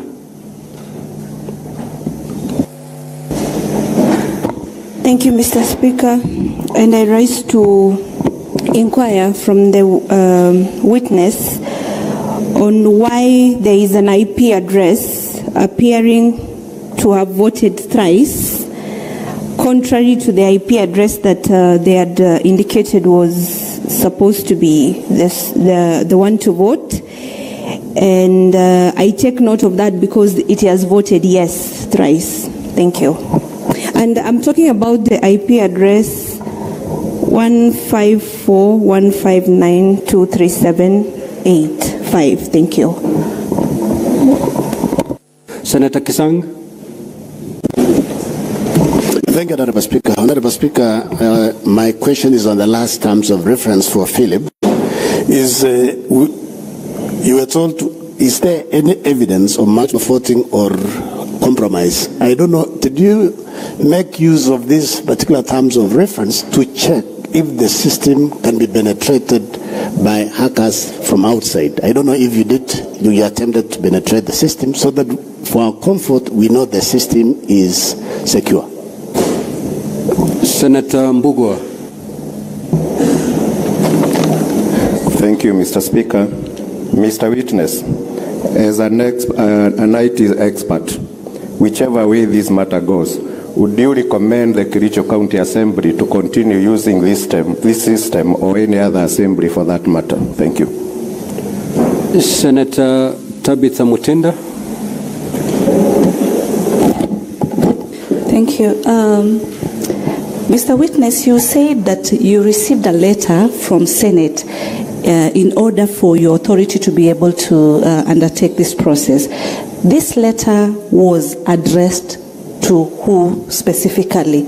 Because you just need to understand the 2 hours that the council talked about, then who was really addressed, the letter was addressed to who. Then secondly, this report that you've tabled, did it need any consensus for it to be valid? Number 3, do you think that this system for Kericho County is a valid system that can continue to be used? It's a system from your own expertise that you would recommend that they continue using. Lastly, is that the MCAs that were... Senator Mundegi. Asante Bwana Spika. Ningetaka mkurugenzi atuelezee kulingana na MCA, kuna pahali wanasema walitumia dakika 5 wakaongezea dakika 2 ikakuja na singine ikakuja dakika 11. Sisi hapa Senate wakati speaker anataka tofauti anatuambia toa kandi na uingishe na uweke namba uweze kufuti, na kama imemaliza dakika kidogo kama haujaweza kuweka la ama ndio unakuta inaenda inapotea. Hii gadget ya Kericho kwani iko namna gani? Kwani iko tofauti na gadget zile zingine kama haija kuwa tembandi nayo? Senator Kibwana Hamida. I don't have glasses.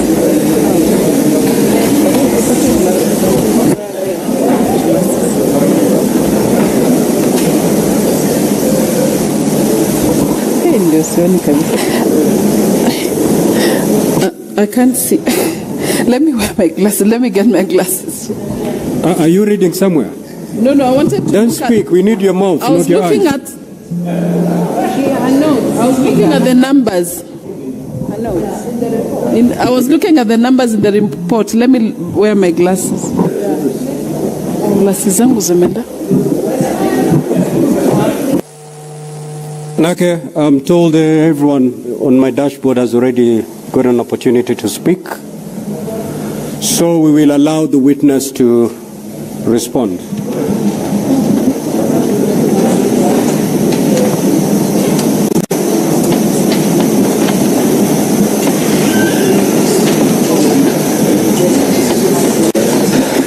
Witness, I've given you the go-ahead to respond. Thank you, Mr. Speaker. I'll try and answer them in the order that they came through. I have quite a number of them. The first one was clarification if at all 33 MCAs did vote. And our response to that question, Your Honor, is yes, it's an affirmative. Power his microphone and put it closer to his mouth, please. The first question was if at all we can be able to clarify that at all the 33 MCAs were able to vote within the system. And of course our response to that based on the finding is yes, 33 MCAs did vote. We've provided evidence for that as per the logs provided within the system. The other question was, and this question has been repeated severally, whether if you have the link and you have the password and you have the username, you can be able to vote. And we have confirmed, yes, you can be able to vote for one another. However, the link was being sent to an individual user MCA. Therefore, once you receive your link, you are able to vote if you only have your username and your password. The other question was, if the system is okay based on the question 5. If we go to question 5, we were asked, the question as was directed to us as ICT authority to respond was, is there any evidence of multiple or compromise of the voting system and or any impropriety in the voting system or process? And I will want us to underline the word evidence. Our field is based on evidence. I have to be able to provide evidence. And the evidence that I collected is based on the logs that the system has no evidence of multiple voting. It has no evidence of compromise or any other impropriety of the voting system. And that's what we responded to, based on evidence. The other question was,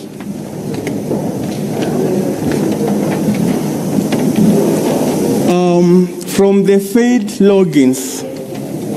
I think there was a senator who asked about failed logins.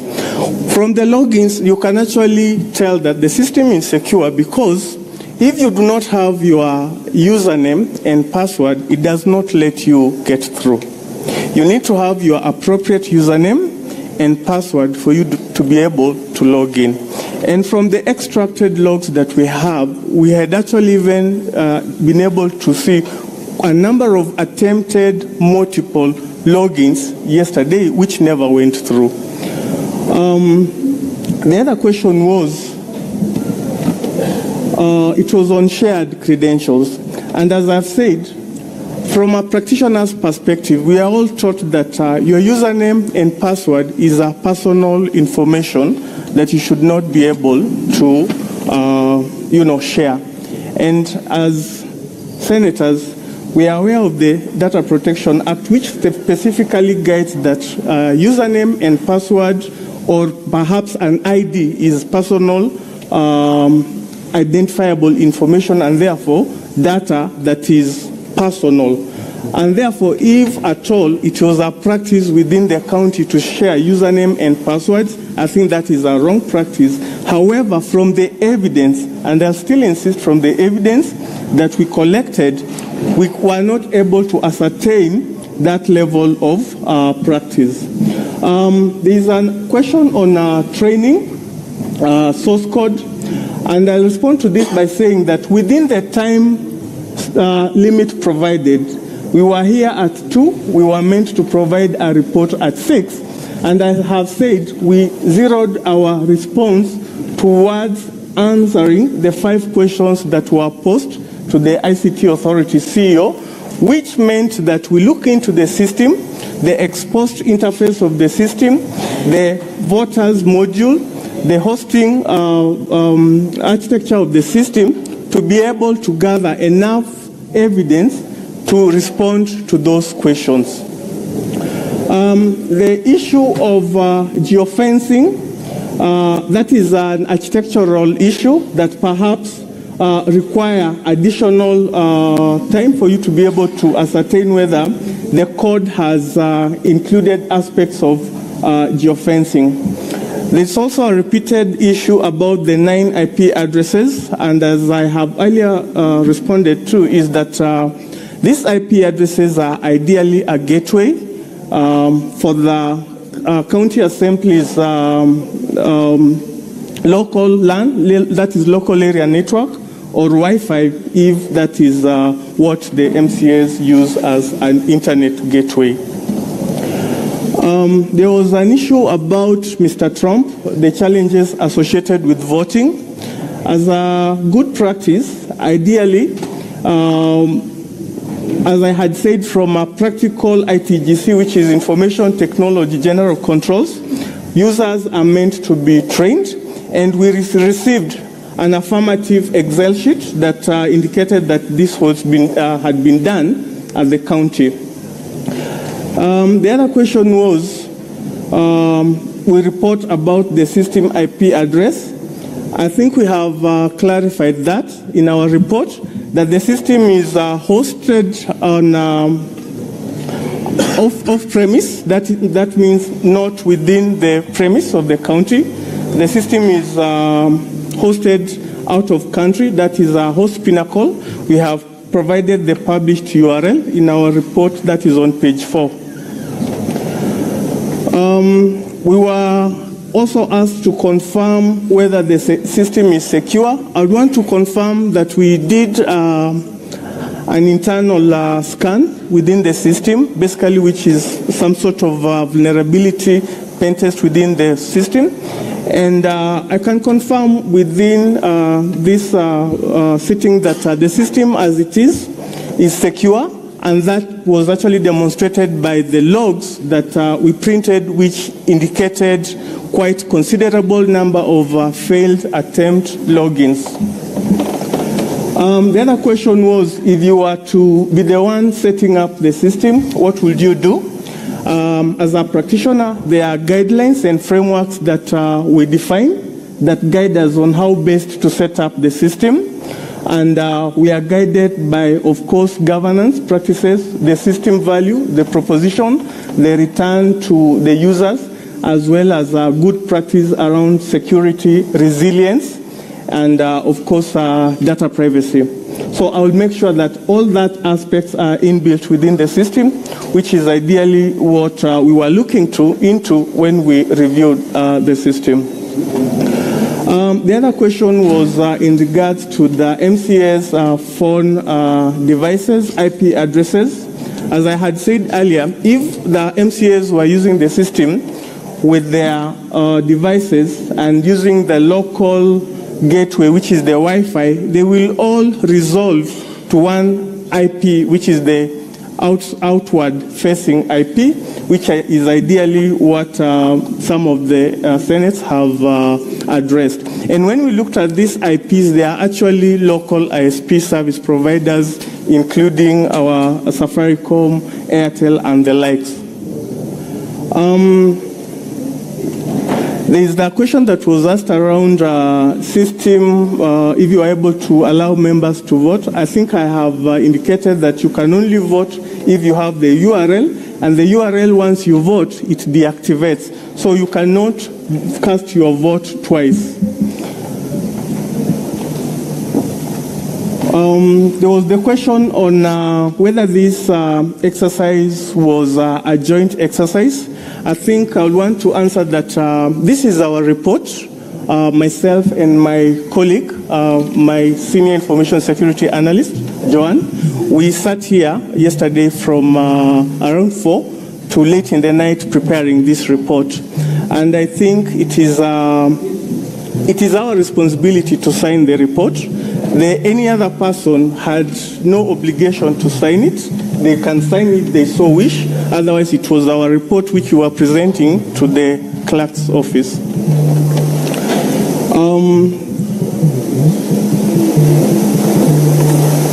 There is a question that has been asked whether IP 154.159.237.217 appears thrice. It is the same scenario. You can have The architecture of mobile devices is when you are moving within the base stations, each base station has an IP address. So whether you are within the premises of a base station, you will definitely have one IP address if you are on a different ISP, if you are on the same ISP provider. The other question was on ideally whether we can ascertain that the system has been secured. As I have said, yes, we've done a scan using our in-house tools provided by the ICT authority, and we can verify that the system is secure, as it has been demonstrated by the logs that are part of our annexes to this house. Thank you, Mr. Speaker. I think I've... No, Thank you. There are some questions. Now you've... yes, Senator Christo. Thank you very much, Speaker. Speaker, listen, I only have just one question, which had not been answered. To the witness, I asked you just one question. I said, let me restate it. I asked, you have 33 people who have voted, according to the report. And you say that each of the votes cast are attached to a particular IP address. Some are in clusters, meaning they're identical to others. But can you tell us with certainty the geographical location of each of those IP addresses? If 33 people voted, where exactly did they vote from geographically according to the IP address attached to their vote, Speaker? I will also allow Senator Omtata, who has difficulty with his card. You may now proceed. Yes, Senator Zena, you had an opportunity. Senator Omtata, proceed. Thank you, Honorable Speaker. We are having the expert, the authority, the expert of experts before us. The IC authority of the Republic should be the expert of experts. And listening to him, it's like he's walking away from this report. If we did not have adequate resources, like I'm looking at answer number 4, you answer using, you put the word no in capitals, yet you have qualified it that you did not have enough staff to give us a credible answer. Because as you know, if you looked at what the County Assembly presented, those logs, there was no audit trail in those logs. And I appreciate that you had a very short time. You have presented your issues here. So I'm trying to struggle with the evidentiary value of this report.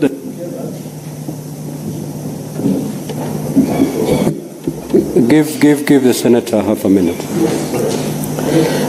So, of what value is this report? And number 2, for lawfulness, we are told about .go.ke and .co.ke. As the regulator of the system, can a county government be allowed to run a system on an open server or a private host, or must this be on a government host? It came up during submissions. Thank you, Senator Hazana. You're saying your question has not been addressed. Can you repeat it?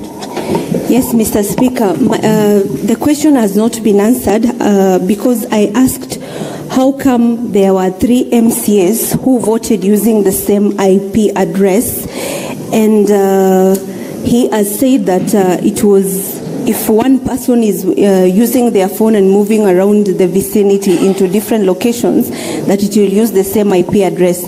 But this is 3 different MCAs from the code of the MCA. Thank you, Mr. Speaker. Okay, 5 minutes. Conclude, witness. Thank you, Mr. Speaker. I'll continue responding to the questions because I hadn't addressed all of them. There was a question that asked to whom the letter was addressed to. The response to that is the letter was addressed to our PS, who's the PS State Department for ICT and Digital Economy, requesting the ICT Authority CEO to nominate officers. Then there was a follow-up question regarding whether the report required consensus. Our response is no, because it is based on evidence that we have collected within the environment that we were working on. There was a follow-up question whether the system is valid. I think if the system is valid and up to date, and the answer is yes.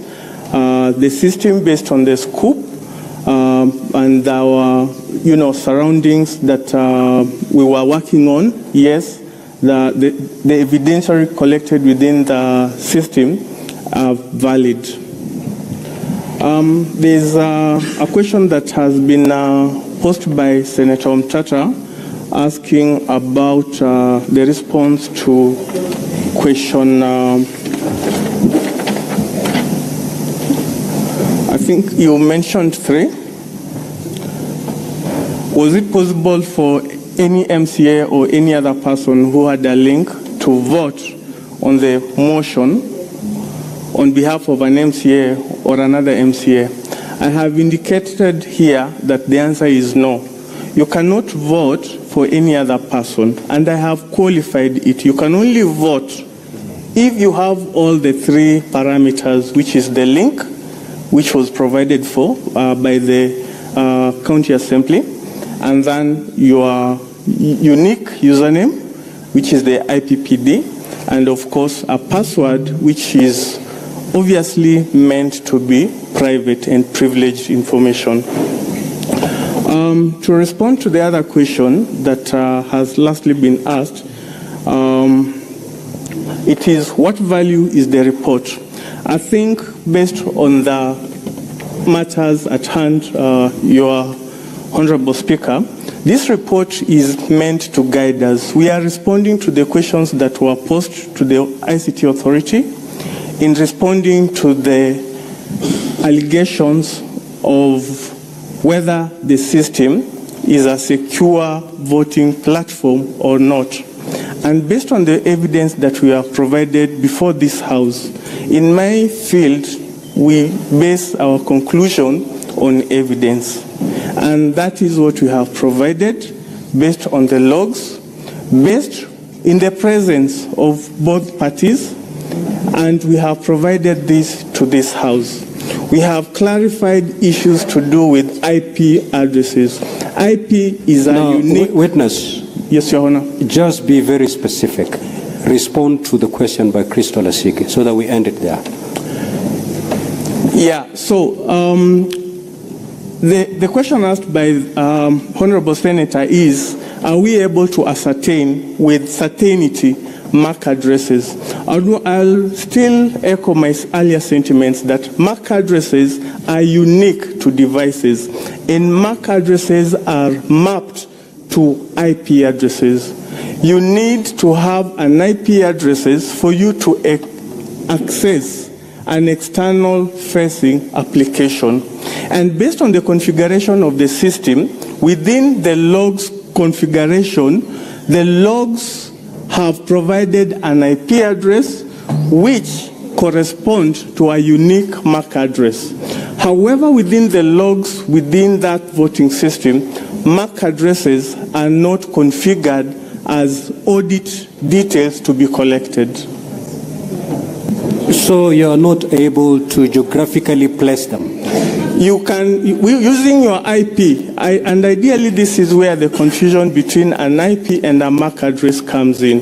A MAC address does not give you an IP a location, but an IP address gives you an IP location. And that is why we have used the IP addresses to confirm that these IP addresses were within the geographical location of the county assembly, because these are base station IPs. Order.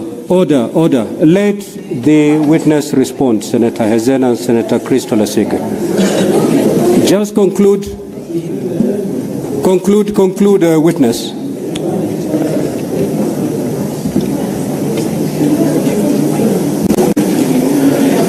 Your Honor, as I was saying, IP addresses gives you geolocation. However, MAC addresses don't give you geolocation. And based on the architecture of some of the systems we have, we only collect the outward facing IP address. This basically means that that system is exposed to users outside. So you don't expose your internal IPs, but you expose your outside IPs. And the IPs that we have identified here are ISPs that belong to local ISP providers, as we have indicated, Safaricom, Airtel, and any other ISP within that geolocation, Your Honor. Okay. So assuming the senators vote the way Kericho did, and they're all seated inside the chamber here, so they will still have different IP addresses. If they're all seated here, voting the Kericho way, will they still have, they will have different IP addresses? So depending on if your system that you are using is a web-based system that has to be accessed online, and the way the network has been, there is a principle called network address translation. You assign a system an internal IP. Then you assign your gateway. The gateway, for example, is this door.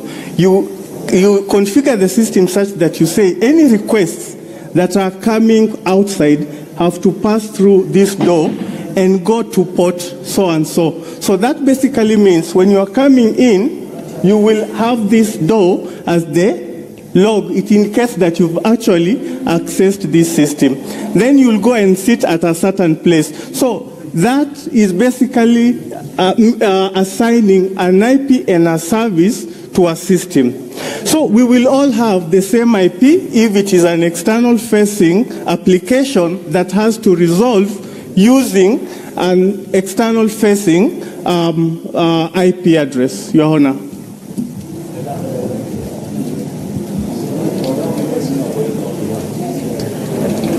Have a seat, Mr. Witness.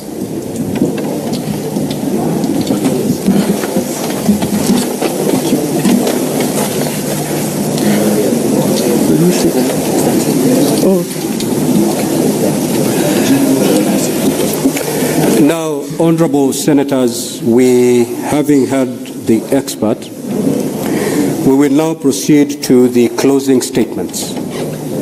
We will start with the County Assembly. You have 60 minutes to do so. You may utilize all of it or you may utilize part of it, but the maximum is 60 minutes.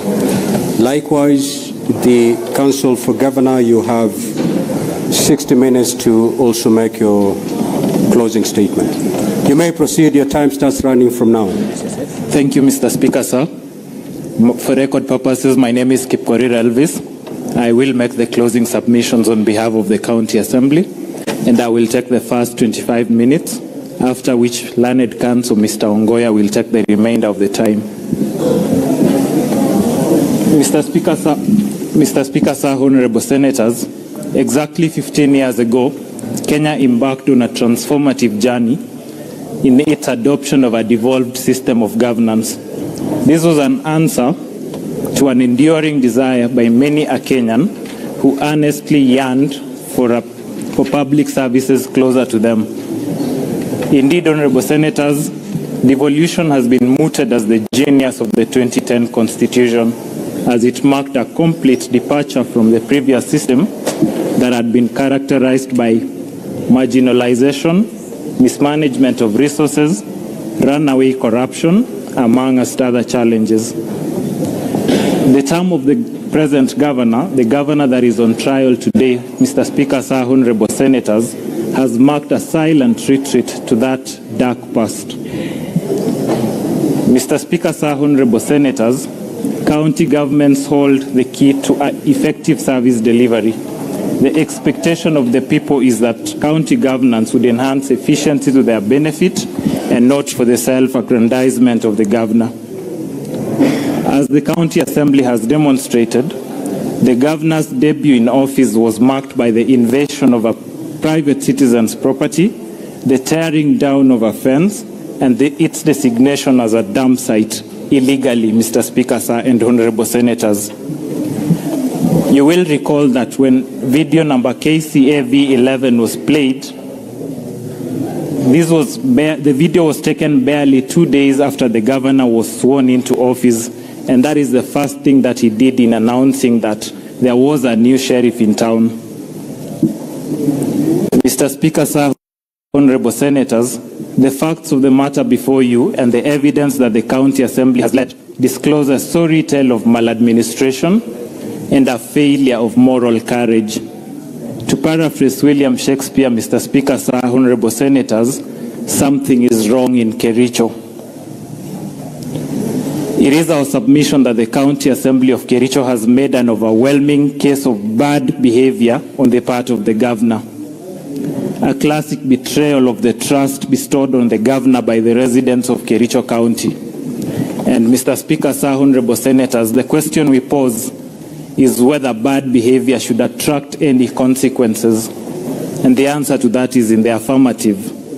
Those who are sent to public office, Mr. Speaker, sir, honorable senators, and elect to betray the trust that the people have placed in them, like the governor on trial today, ought to be impeached.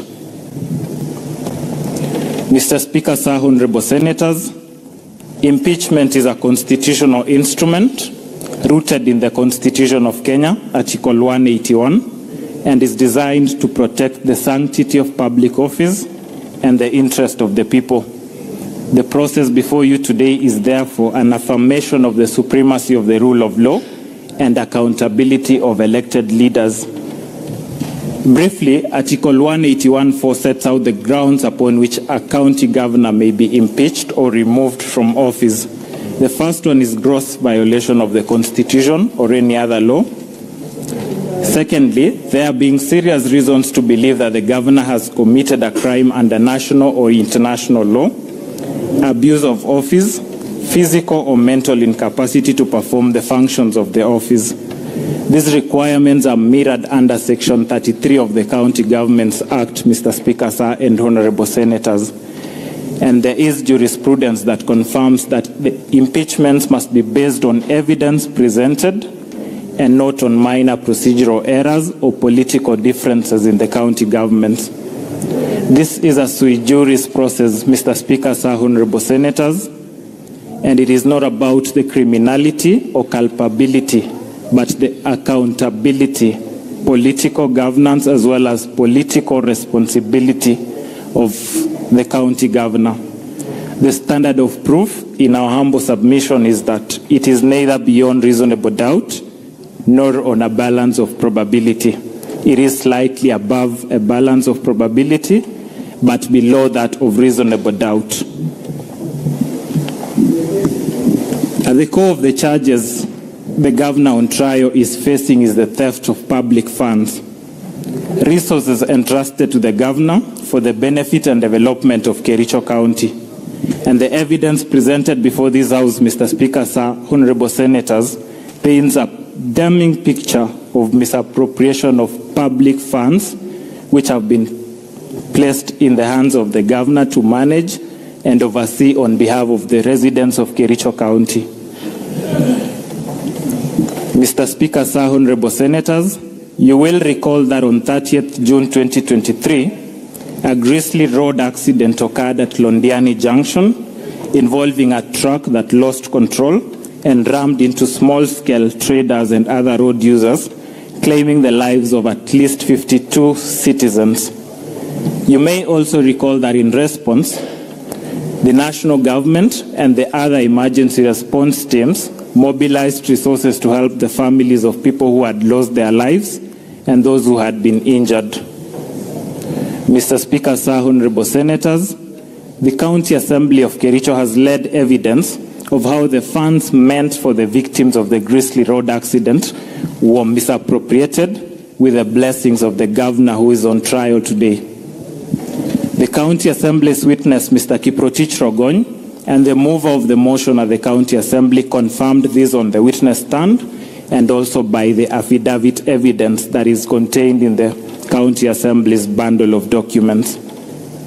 The evidence, Mr. Speaker, sir, honorable senators, demonstrates that on the 15th of August 2023, the governor of Kericho compensated the victims of the Londiani accident from the county emergency fund to cover up for the funds raised by the public and which had been misappropriated by a committee he had formed to steer the funds drive, and without a cogent explanation of how the funds publicly raised for the victims had been expended.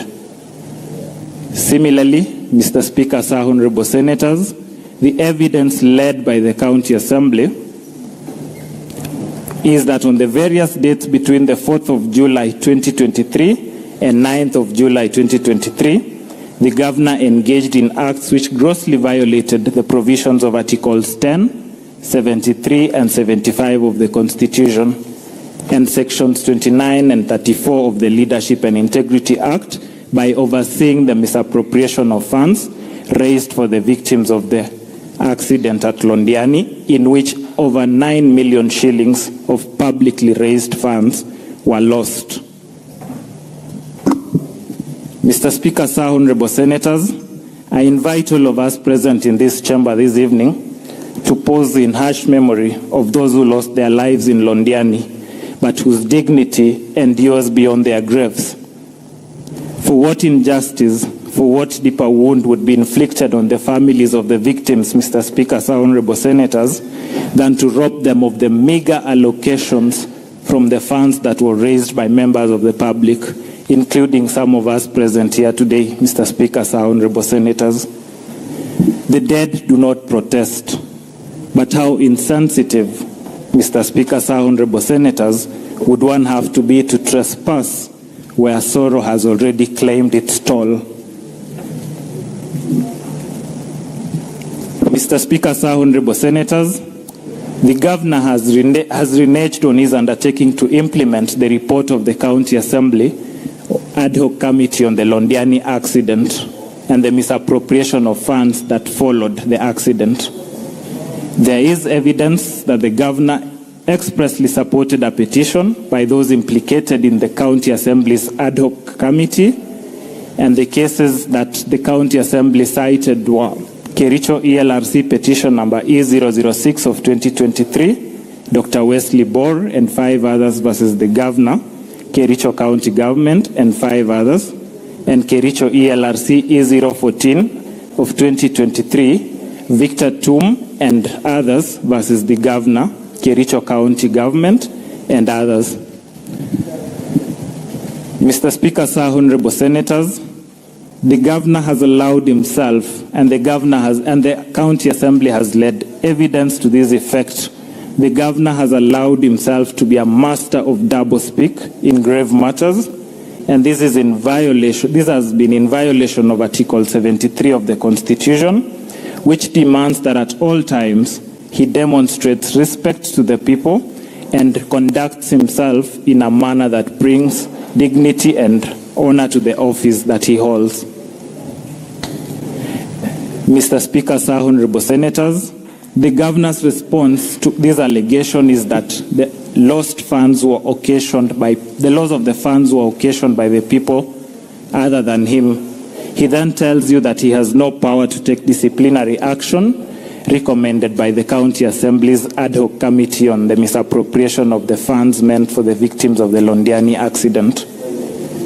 Surely, the governor cannot have the grapes and the wine.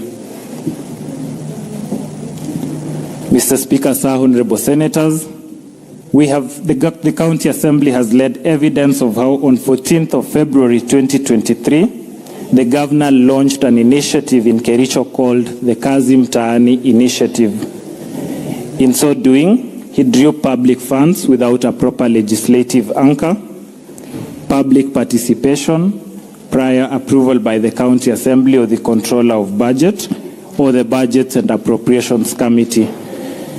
And Mr. Speaker, sir, the Honorable Kiprotich Rogony, who testified on behalf of the County Assembly, confirmed in his testimony that some contractors engaged by municipalities were not in the list of pre-qualified suppliers, and that the companies that were paid, yet they were not in the list of pre-qualified suppliers, included Citron General Works, Iglaris Company Limited, Edkiche Investments Limited, amongst others.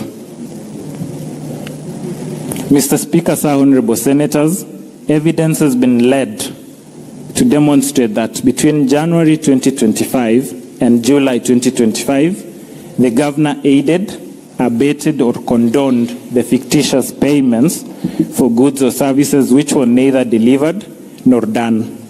Resultantly, the county government of Kericho lost approximately Kenya shillings 85,704,522.90 from the payments allegedly made for 1, proposed repairs, redecoration and re-roofing works done to council houses at Kipkelion West Sub-County, next to the Sub-County Administrator's Office. Mr. Speaker, sir, honorable senators, you were shown photos of houses at Kipkelion contained at volume 6A of the County Assembly's bundle of documents, for whose repairs, redecoration and re-roofing a sum of Kenya shillings 2,999,000 was paid to Debral Ventures Limited.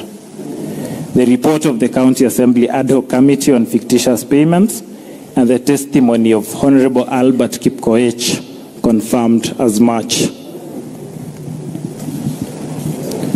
Mr. Speaker, sir, honorable senators, the County Assembly of Kericho has tabled before this Senate evidence of local supplies orders that were generated on 20th of February, printed on the 25th of February 2025, and signed on the 21st of February 2025.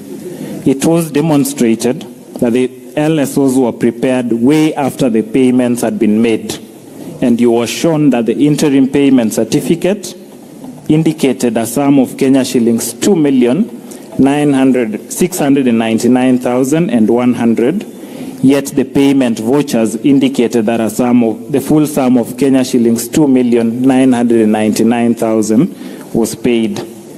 Mr. Speaker, sir, no evidence to the contrary has been led by the governor.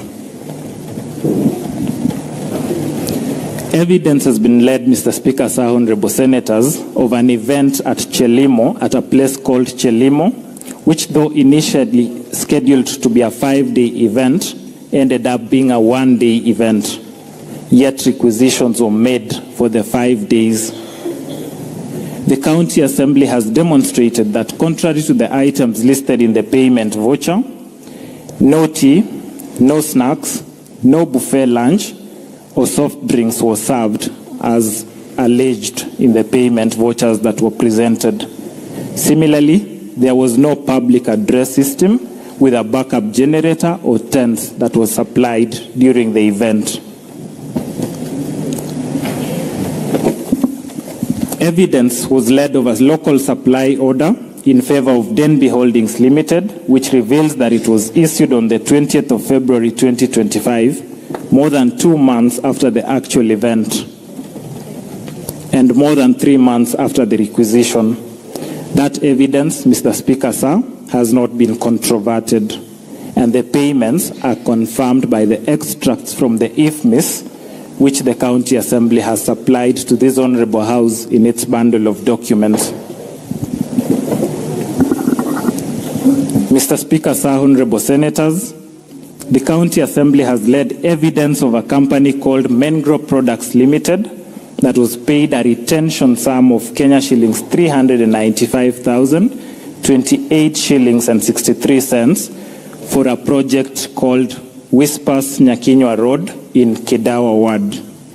It has been demonstrated that the road was done in 2018-2019 financial year, and as per the documentation provided by the County Assembly, the Inspection and Acceptance Committee was appointed in September 2024, more than 4 years later. Significantly, Mr. Speaker, sir, honorable senators, the Assembly has produced a staff redeployment memo confirming that the person named as the Secretary to the Inspection and Acceptance Committee 1, Lillian Chelagat, was at the time of the report dated 9 September 2024, not working in the said department and had and only moved to the department on 10th of January 2025, way after the alleged inspection had been signed by her. Mr. Speaker, sir, honorable senators, the County Assembly has led evidence of double payments of retention fees for the same contract.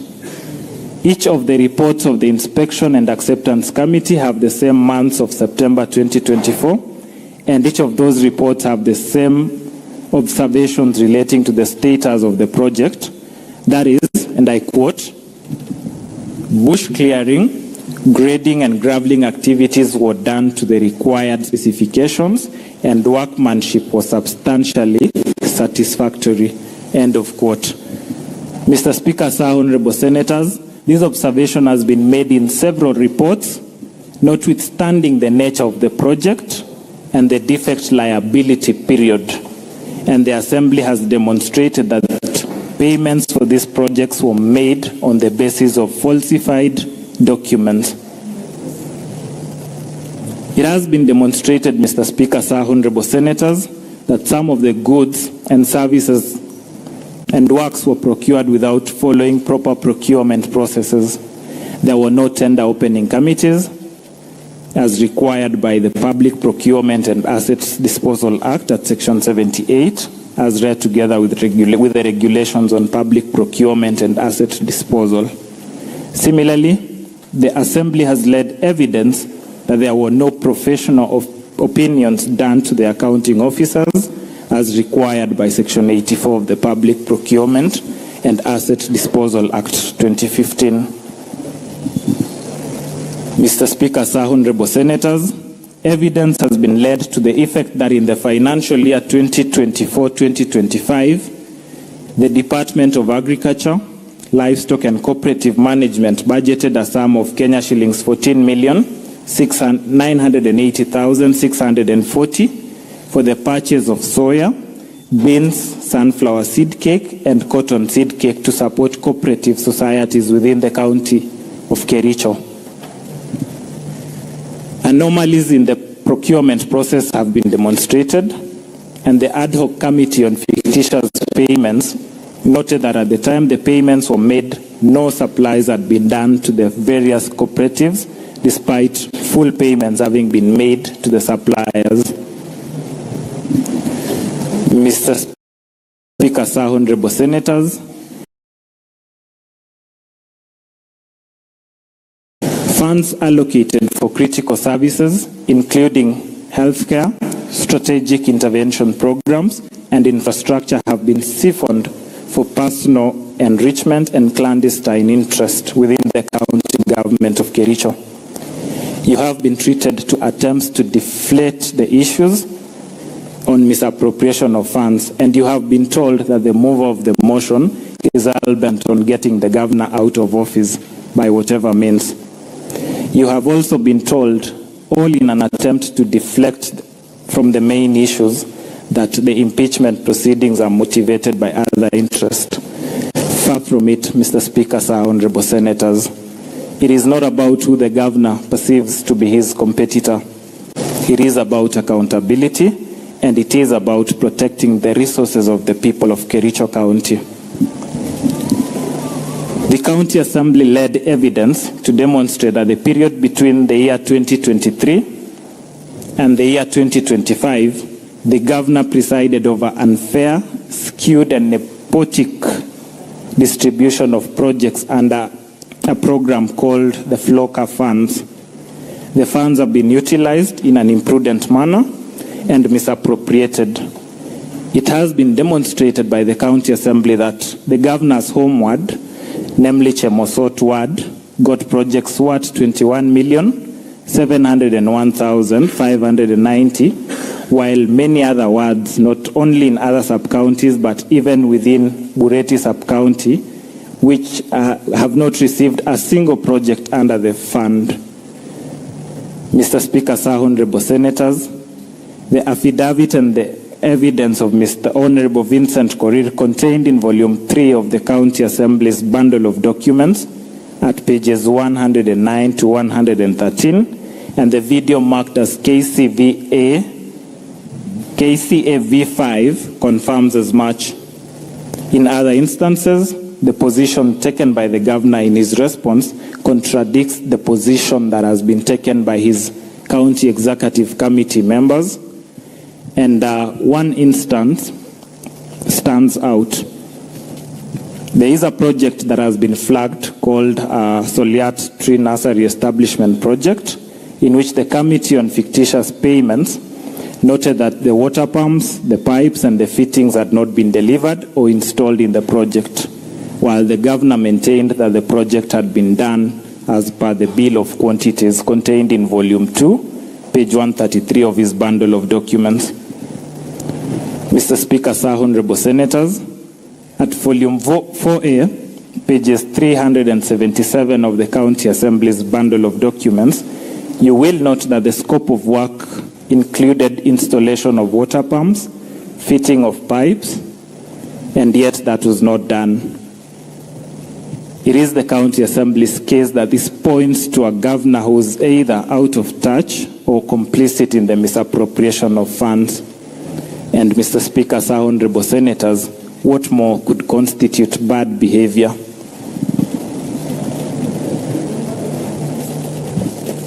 Mr. Speaker, sir, honorable senators, on the 3rd of September 2024, the governor engaged in acts of misconduct, gross misconduct, and grossly violated the provisions of Articles 10, 73, 75, 174, and 185 of the Constitution, and abused his office by writing to the Speaker of the County Assembly, purporting to direct the Speaker on inter alia the timelines within which the Speaker should give the chief officers who are summoned by the Assembly for questioning in exercise of the County Assembly's mandate. The County Assembly, Mr. Speaker, sir, honorable senators, has tabled evidence of the governor's engagement, connivance, and complicity in the acts of subversion, discrediting, and impeding of the overall oversight role of the County Assembly. Mr. Speaker, sir, honorable senators, in response to all these grave allegations that have been leveled against the governor of Kericho on misappropriation of funds, he has elected to hinge his defense on technicalities and mere denials. The documentary evidence presented, the audit reports, and the testimonies presented by the witnesses who testified before this Honorable House paint a totally different picture. They paint a consistent picture of systemic misappropriation of funds. The gravity and volume of irregularities cannot be explained away by mere administrative lapses. And Mr. Speaker, sir, honorable senators, the people of Kericho have entrusted you to be vigilant stewards of their resources, and they are looking up to you tonight. None of the witnesses the governor lined up to testify on his behalf testified on the substantive charges that this House is investigating, and we invite you to draw an adverse inference on that account, Mr. Speaker, sir, honorable senators. Misappropriation of public funds is not just an economic wrong, it is a moral affront, and it inflicts lasting humiliation on the people who are forced to endure the consequences, some of which are dilapidated roads, hospitals, and other attendant failures in governance. It breeds a culture of impunity, Mr. Speaker, sir, honorable senators, where those in high office believe that they can act with wanton abandon and shielded by political connections or procedural technicalities. Mr. Speaker, sir, honorable senators, we beseech you not to allow impunity to take root in the county government of Kericho. We urge you to let the vote today be a testament to the enduring values of our Constitution: accountability, transparency, and justice. Justice for the people of Kericho, justice for the residents who have had to endure the consequences of the misappropriated funds, and particularly justice for those who bestowed their trust on the governor, and in the hope that he would deliver on the promises that he made. Mr. Speaker, sir, honorable senators, I respectfully urge you on behalf of the County Assembly of Kericho to find that the charges against the governor have been substantiated. I thank you and will yield the floor to my senior, Mr. Ongoya.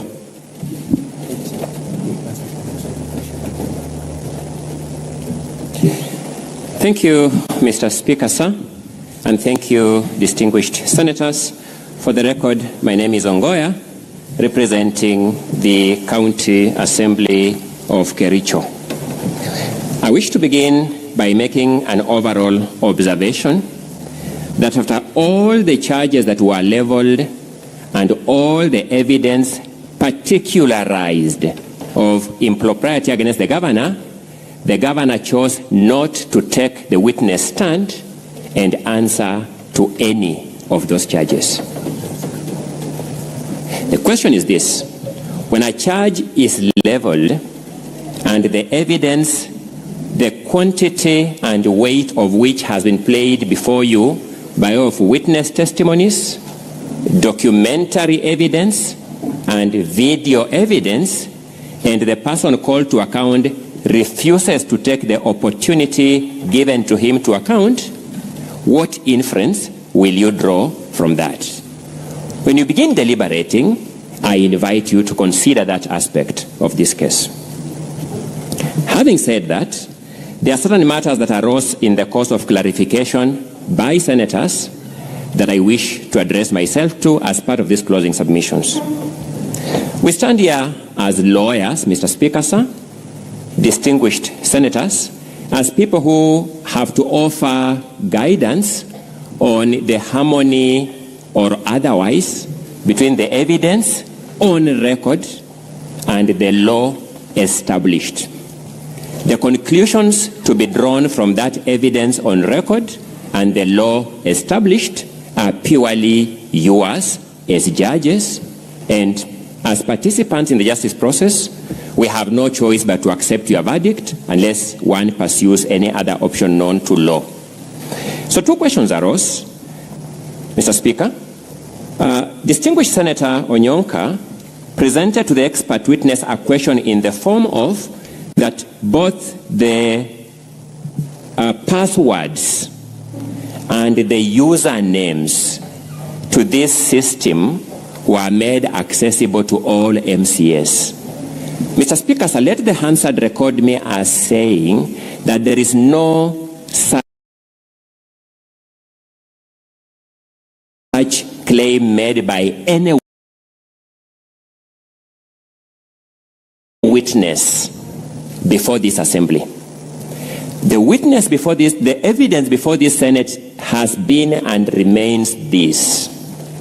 2 links were sent to MCS. Link number 1 communicated IPPD numbers which were to be used as the user names.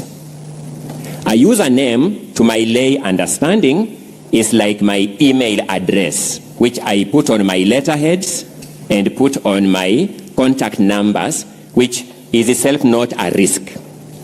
The second link was the voting link. It went with the instruction that every individual MCA will use their own ID, national identification card numbers to vote, so that the aspect of the passwords were never communicated to everybody at all. I have been a participant in the processes of this House, both as an academic and as an advocate, as I'm doing, and I know that there is a rule in this House of accuracy of facts. Whenever one makes a decision, the accurate fact is that no witness, both from the governor's side or the assembly side or the expert, stated anything to the effect that people's ID numbers were communicated to everybody. It is important that that fact is captured by the record and the decision makers so that a decision is made on the correct set of facts. Secondly, a question arose from the clarifications as to whether there was a possibility of geolocation of these IP addresses. I can do no better, because I am no IT expert and cannot pretend to be one, than to look at this Senate's own appointed expert. At page 13 of that expert's report is IP address lookup. Page 13 of that is IP address lookup. Then it says geolocation data from, then there are some details there, but I'm interested in the country, Kenya, region, Kericho. I do not know what conclusion you can draw from that, because I am no ICT expert, but the only evidence available to us shows some geolocation of this IP address to Kericho. I thought that is an important question for you to take into account. Allow me to then address the question that has now emerged as the question of the voting process. And let me observe this. Number one, whereas this House is not strictly bound by rules of evidence, this House, in fact, applies rules of evidence, by which I mean it does not completely disregard rules of evidence. That is why witnesses swear their affidavits as required by rules of evidence. Witnesses take the witness stand and are sworn as required by rules of evidence. Witnesses are examined in chief as required by rules of evidence. Witnesses are cross-examined as required by rules of evidence.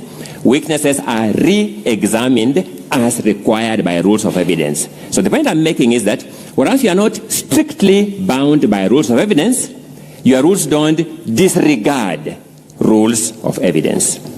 There is a presumption in evidence law called presumption of regularity.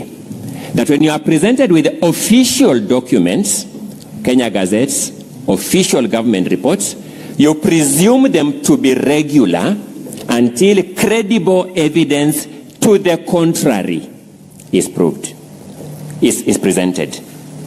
The County Assembly has presented you evidence of 33 MCS voting for the impeachment of this governor.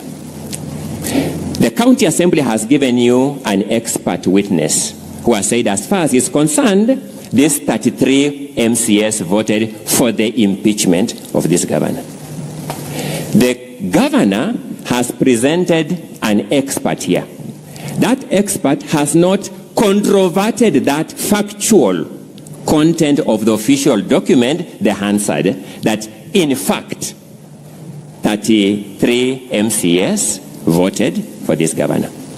This Senate, faced with those two witnesses, has called its own ICT expert.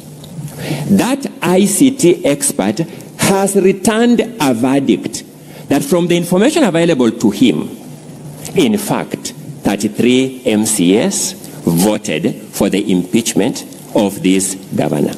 It forces, therefore, it demands, therefore, us to conclude that no evidence has been presented that challenges the Hansard of the County Assembly and the resolution of the County Assembly that 33 MCS voted for the governor. Let us look at the attempts to challenge that position. First, the records will show you that the governor's claims before you were premeditated claims. He entertained these claims in advance of the voting process.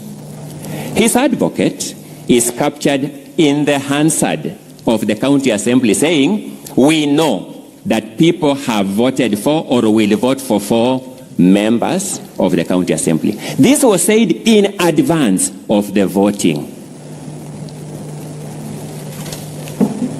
Let us look at this carefully. An MCA comes and tells you that 18 MCAs left their phones in the car.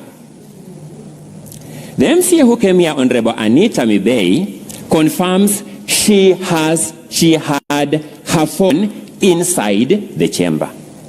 It means the allegation that these MCS left their phones inside the car is not worth of any credit. That's what it logically means. She introduces a new nuance of her phone going off, which was not contained anywhere in the affidavits she presented before this House. All MCS who came here confirmed that they were all in the House. All the 47 MCS were present in the House. All the MCS were given an opportunity to vote. The Speaker announced that all of you have an opportunity to vote.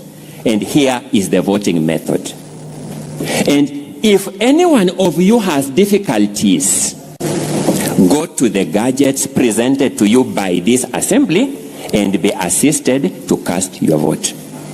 No MCA says, I attempted to cast my vote as guided and anyone frustrated me.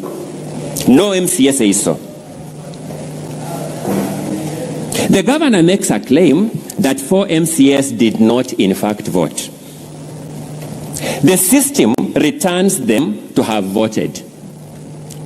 One of those 4 MCS comes before you with another affidavit. She's called Edna, and says, in fact, the contents of the other affidavit is wrong.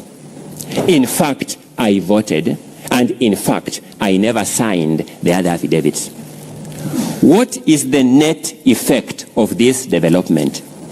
The net effect of this development can only be one: distinguished senators. And that is, the claim that these 4 MCS did not vote is not believable. That's the only conclusion you can draw. So, let us face this. The governors, I'll come to that in a short while and I'll begin analyzing those witnesses one by one. But let me address you on the lack of logic in the totality of the governor's case theory. There were 47 MCS entitled to vote in Kericho County Assembly on the 15th of August, 2025. If you believe, as the governor believed, and as his council believed, that someone voted for you with your credentials, the logical thing is to attempt to log in with those credentials and say, I was unable to log in because somebody had already used them as passwords to log in. That's a logical thing. The other logical thing, if you believe that the system was capable of double voting, is to log in and vote yourself. Because once you log in and vote yourself, and somebody else has double voted, the system will return more votes than the registered voters. That's the logical thing. So I do not know, Mr. Speaker, sir, distinguished senators, whether we have a case of imprudence or dishonesty on the part of these witnesses. But I want you, when you consider this matter in your own debate, to tell me how somebody will fail to take advantage of these 2 possible and irrefutable evidence creating acts and come and present another one to tell you, I did not vote. And let's face it. These are the very MCS you saw by your own clip. The governor's council at the assembly telling them, stand up and demonstrate you will vote support the governor. One of them says they had met the governor earlier and they had agreed on that position. First, that is legislative impropriety. Will you believe a representative of the people who confesses to have engaged in that conduct? I am inviting you to find the overall conduct of these people to be not worth of your credit. But let me point out something else. Mr. Peter Wanyama, advocate for the governor, says, in fact, he logged into this system twice and voted. The county assembly's expert has not seen that login of his. The governor's own expert today has confirmed he didn't see that login by Peter. The independent expert by this house has confirmed he didn't see that login by Peter Wanyama. It means the governor's case theory is found on a shameless lie that an advocate of the High Court of Kenya, and our profession, Mr. Speaker, sir, thankfully for me, you belong to this profession, and distinguished senators, some of you belong to this profession, abhors an advocate vouching for his client. An advocate presents evidence as presented by witnesses and the law established. But if the advocate himself can take the extreme stance taken by Mr. Peter Wanyama Learned Counsel to present a factual wrong that he logged in this system and voted, a fact which his own witness says, I didn't see it in the logs, a fact which the independent witness of this house, the expert, says, I didn't see that in the logs. A fact which Mr. Peter Wanyama himself was unwilling or unable to take the witness stand and be cross-examined on.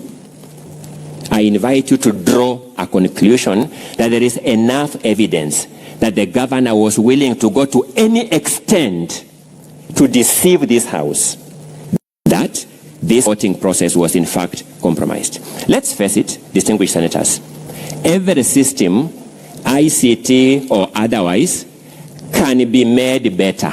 Any system can be made better. Banks work on ICT system, and many other systems now, operations work on ICT systems, whether they medical systems, whether they aviation industry systems, and all other systems. Each one of them can be made better. The fact that the system adopted by the County Assembly of Kericho can be made better is not a basis for invalidating that which it has done.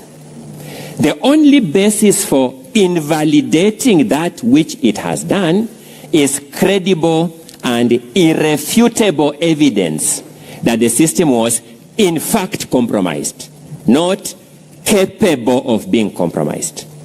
No single witness before you has brought that evidence that this system was in fact compromised.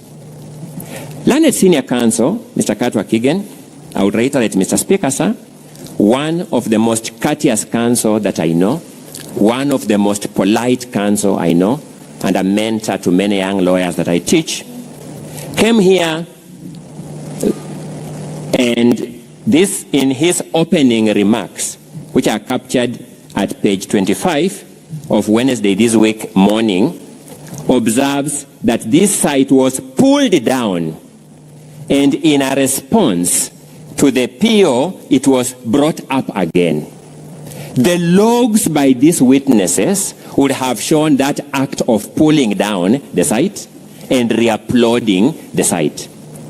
Not the County Assembly's witness, not the governor's witness, not the independent witness of this Senate has captured that log of interference with this site by pulling it down and re-uploading it.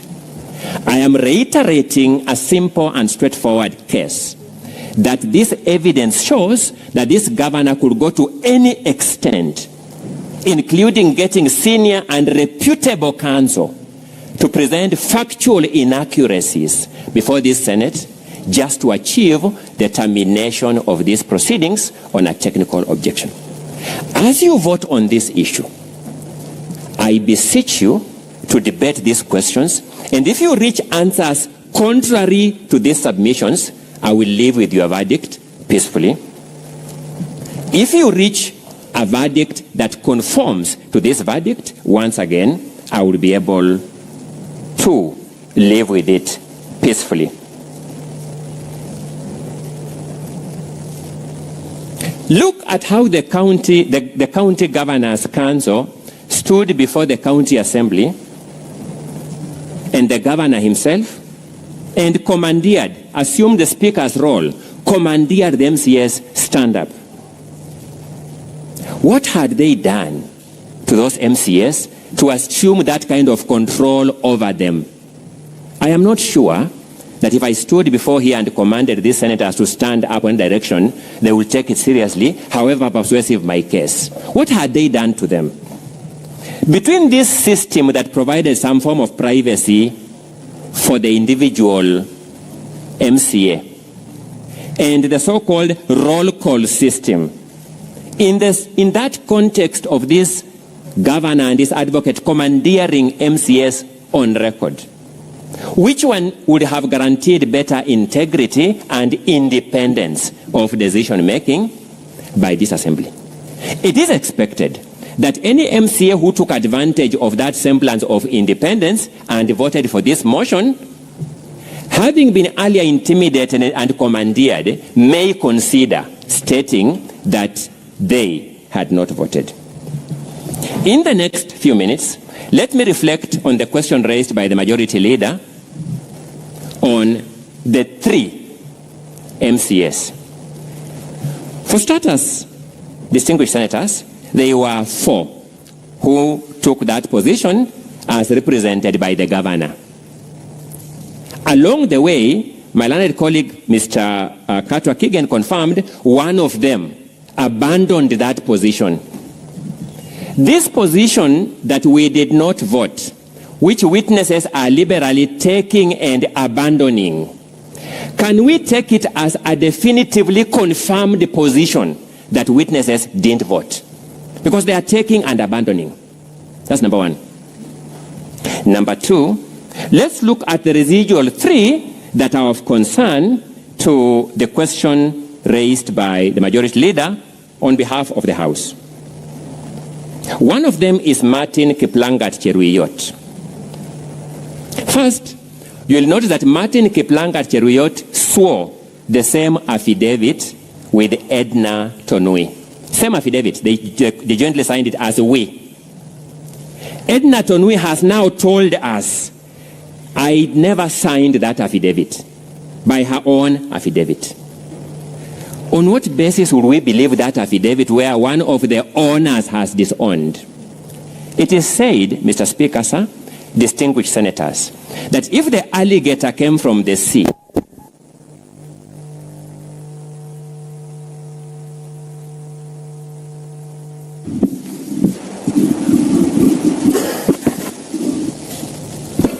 systems do this. An expert told to audit this system can recommend some things that can make this not to happen. It does not mean that what we are doing here is invalid. What we are doing here remains valid regardless of this kind of systemic challenges. So I'd said, it is said that if an alligator came from the sea and told you Mr. Crocodile is sick, you don't say, I am going to the sea to verify for myself. In regard of the affidavit jointly sworn by Edna and Martin Kiplangat Cheruiyot, the alligator that has come from the sea, symbolically speaking and with due respect, is Edna. She has told us that affidavit is fake. That signature is not mine. How much more evidence do we need to discredit that affidavit?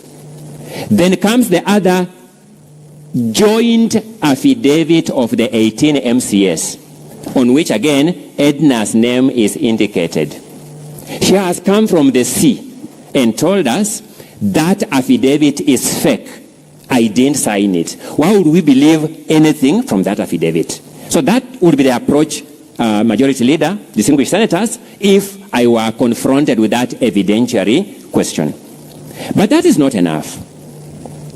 That is not enough. Consider the evidence of Amos Birir Trump, who is asked a simple question, Mr. Speaker.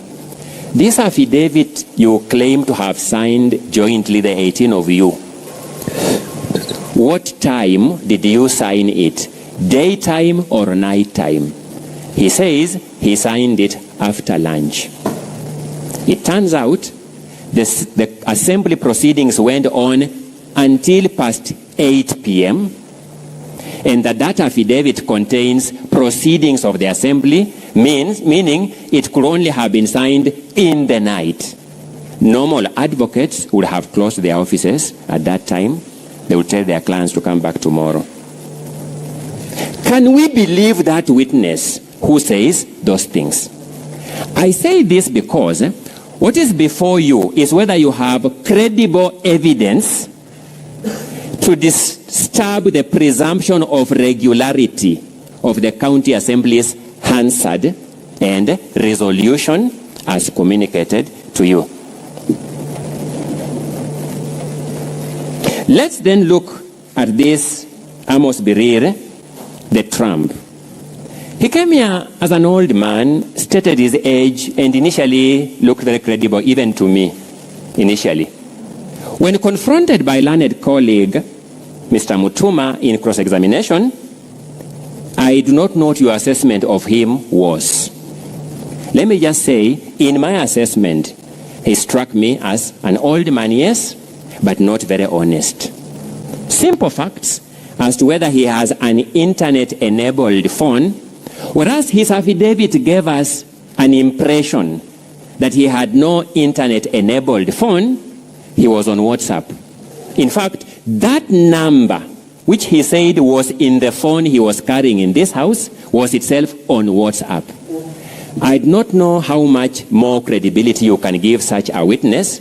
He needs redemption in the area of credibility. If you sought my opinion, the verdict belongs to you as whether you will believe him.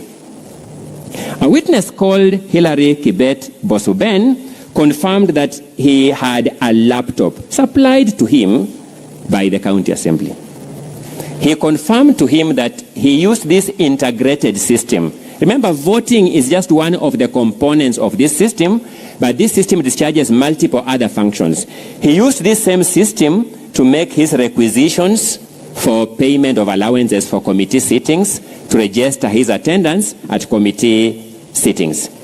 It's these same people who use this system to register their attendance in committee sittings who are saying they have never been trained on this system. Fortunately for us, none of them claim to be missing out on their sitting allowances because of this system. It's enabling them in their bread and butter matters. It is only when voting is concerned that they draw the line. I then pose the question: are these the people, distinguished senators, whom you will say that you believe them that they didn't vote? Because to disturb the verdict of this assembly, you must reach a conclusion that in fact these people did not vote for the motion. At that juncture, credibility becomes the most important question. As you consider this motion, distinguished senators, remember Geoffrey Bett. Geoffrey Bett appeared before you as a person living with a disability, a mobility-related disability. He poured his heart out to you. He told you, I have come before you as part of my healing process. He told you, this governor confronted me in a joint sitting of the CECs and COs. He told you in that joint sitting of CECs and COs, when I was proposing to him that rather than procuring a financial management system at 68 million shillings, we can internally develop it at about 1 million shillings and prudently use taxpayers' money. He told me, I thought you only had a physical disability of your limbs. Kumbe, you also have a mental disability. Those were the words of Geoffrey Bett here. Geoffrey Bett has told you, I have come to this Senate as part of my healing process. I want you to consider Geoffrey Bett as you vote. Will your vote to rescue this governor aid Geoffrey Bett in healing? Or will your vote to save this governor add insult to injury to Geoffrey Bett? That issue is on trial before the Senate. Given a chance to take the witness stand, defend himself, and possibly address Geoffrey Bett wherever he is and say, Geoffrey Bett, before this same forum you sit, I am sorry for what I did to you. The governor has chosen not to take that stand. Allegations of financial impropriety, particulars of which were laid before you by various witnesses and documents, and which have been summarized by the learned counsel who came before me, are clear that Kericho County is hemorrhaging in loss of public funds. The governor had two opportunities. One, to get his concerned officers, CECs, COs, procurement officers, to swear affidavits and shed light on these matters. I invite you to reach a conclusion that the failure of the governor to call those witnesses to come before you and give account constitutes his shielding of those witnesses. A governor who shields witnesses who spend taxpayers' money, as we showed you on the Kipkelion housing saga, who shields his officers who spend money, as we showed you, in respect of the Londiani unfortunate accident victims, cannot claim it is not my act. He must take the ultimate responsibility, at least, for shielding those officers. Secondly, given a chance to come and take the witness stand and explain himself, because the evidence we have shows irrefutable evidence of hemorrhaging of public funds, he has declined to take the witness stand. I invite you to conclude that the act of the governor to refuse to take the witness stand, when the time there showed that the governor still had slightly over 30 minutes of his defense, is an act of arrogance on his part, not warranting any mercy from you. If you take all these factors into consideration, my invitation would be, you can only do one thing, the right thing: impeachment of this governor. The County Assembly of Kericho has done its part. The Hansard of this house, as a historical record, will document that. Fortunately for me, the check is still open for you to sign. The history book is still open for you to record your position in that history. The Hansard is still recording you. It will record your vote. Distinguished senators, how will history document you individually and collectively regarding the side of history you belong to? The side that dignifies Geoffrey Bett, or the side that undignifies him? The side that protects taxpayers' money, or the side that does not? I am done with my part. The ball is in your court. I rest my case. Counsel for the Governor, the floor is yours. And your 60 minutes start running from now. Thank you, Mr. Speaker. Mr. Speaker, honorable senators, my colleague, for the record, my name is Wajiko Diongo. I will commence the closing argument, then my two colleagues will come thereafter. Honorable senators, our point of departure is the sequence of events as prescribed under Section 33 of the County Government Act. And definitely, as we sit here, it's not in dispute that the County Assembly has the jurisdiction, the first jurisdiction or the first instance in moving a motion for the impeachment of the governor.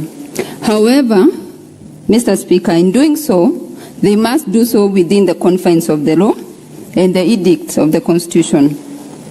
They must adhere, in the very least, to Article 10, the principles and values of governance, and must do so within the provisions of Article 181.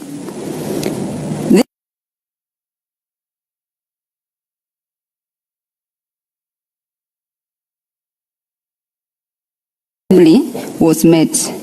But in determining this question, serious issues have been raised on what transpired in the Assembly on that day, Mr. Speaker. Several clips, videos have been played in this House on what transpired. And what can be seen is that from those videos and the picture which has been painted is that for the first time, the Kericho County Assembly introduced electronic voting system. The MCAs had never been trained about this system. It has not been controverted by our colleagues from the side of the Assembly. It's also in addition that it is on the floor of that motion that the Speaker of the Assembly informed the MCAs that now the electronic voting system had been deployed.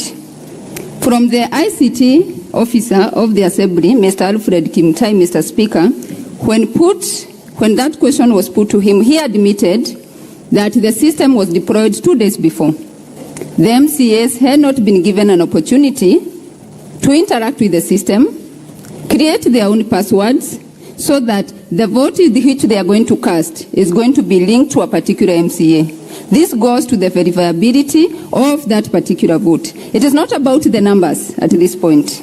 It's about the process within which that election was undertaken. Because an election is not just an event, it's a process, Mr. Speaker. It can also be seen from those clips which have been played in this House that there was a division in the Assembly.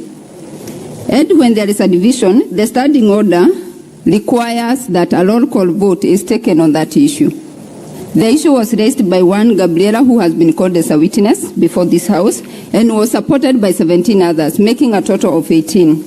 And it is at that point, the standing order number 79, Honorable Senators, that required the Speaker to direct a roll call vote to be taken on that issue, Mr. Speaker. However, the Speaker of the Assembly instead went on to declare that the voting was going to proceed electronically.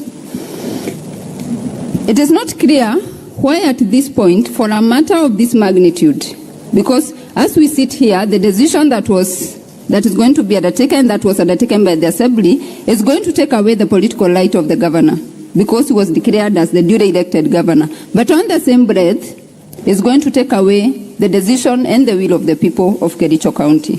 So that a matter of this magnitude, it has not been explained by the Assembly why was the rush to use the system, which was being piloted for the first time, to vote on this motion, Mr. Speaker. And looking at that system and the various questions which have been raised by the Honorable Senators, it's clear that the system had serious doubts. There were serious issues of manipulation, and the three ICT experts, as they came here, they could not clarify or clear the doubts which were raised by the senators. There was issues which were raised about the geographical location of the particular vote. And as we stand here, every vote could not have been linked to the geographical location. And the answer is one. The configuration or the manner in which the system has been set does not secure the votes.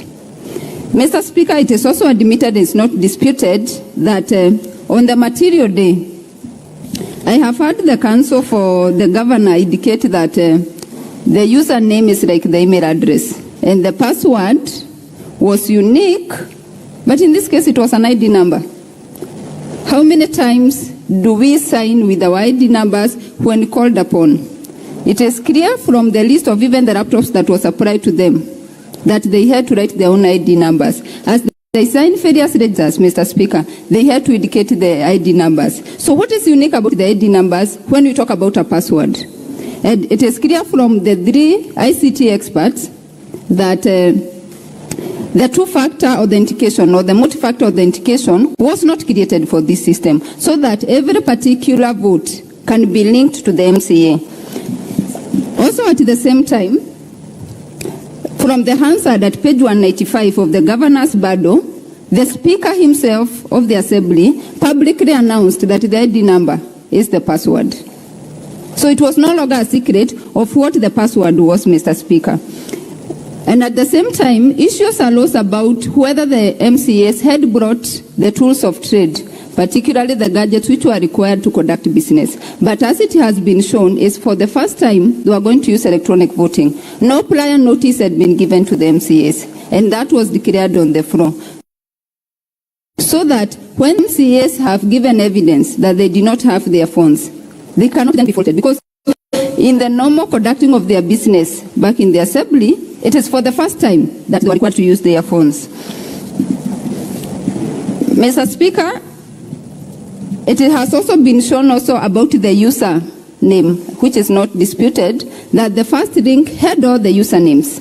And every MCA had access to the link and could then access the username or the IPPD address for the MCAs.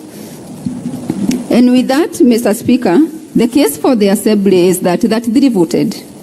But the question the House should ask is the verifiability of these 33 votes.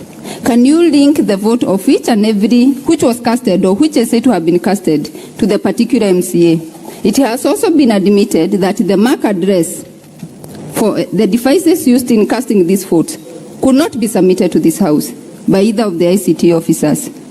And with that, even as we narrow down, on the governor side is that 18 MCAs did not vote. And narrowing it down is that there are 4 disputed votes in this case. That's the vote of Martin Kiprangat, who testified yesterday. We have the vote of Kibet Mosuben. We have the vote of Amos Biril and Edna Chepkirui. And just to attempt to address the issue of Edna, she has 2 conflicting affidavits.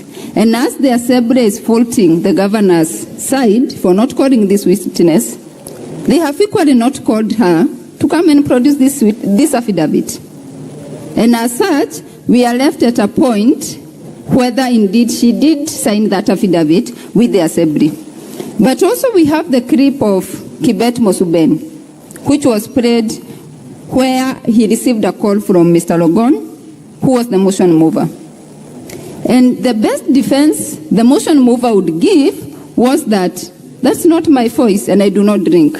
But he has not given controverting or evidence to controvert that evidence. He has not given his call logs to say, on this particular date, I did not call Honorable Kibet. He has not controverted that clip apart from just denying, which is so easy to say, that's not my voice as it is, even when clip has been played. And so that, Mr. Speaker, as I wind up, from the system, without these doubts being created, the ICT officer from the Assembly could not supply the system security certificate for this system, could not supply the penetration certificate for this system. He also admitted there was no personalized password which was created for every MCA. And what was available as the password was the ID which was available to other third parties. So that the question then the Honorable Senator should ask, how secure was the system? And how verifiable is the vote which was cast? Honorable Senators, as you look at the affidavit of Mr. Alfred Kimutai, the ICT officer, at paragraph 23, 30, 31, and 32, it is his admission that the system design is very simple, accurate, verifiable, secure, and user-friendly. However, with the doubts which have been created about the system, has it met those standards? But also in the same breath, even after this House, let me use it on a right note, ordered for the server to be opened. And the ICT experts had to testify.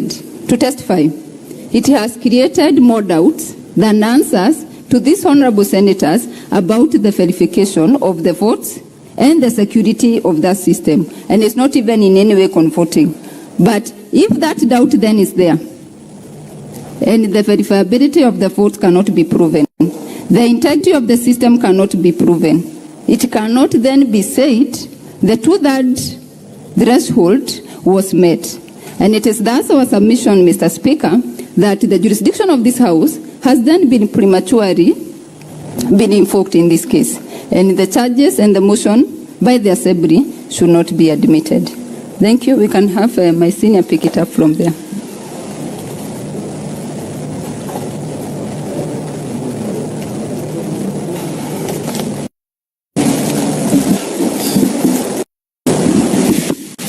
Mr. Speaker, sir, and the Honourable Senators, allow me to pick up from where my colleague has left and complete our submissions on the questions of the ICT issues raised in these proceedings. And simultaneously, when addressing that question, I'll be principally making submissions on our preliminary objection. The question of threshold, and the most important thing is whether we have information before this House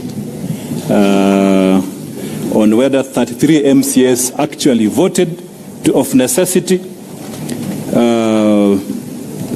provide the basis for this House to make a decision. Allow me to first of all say that as lawyers, we are not experts in IT.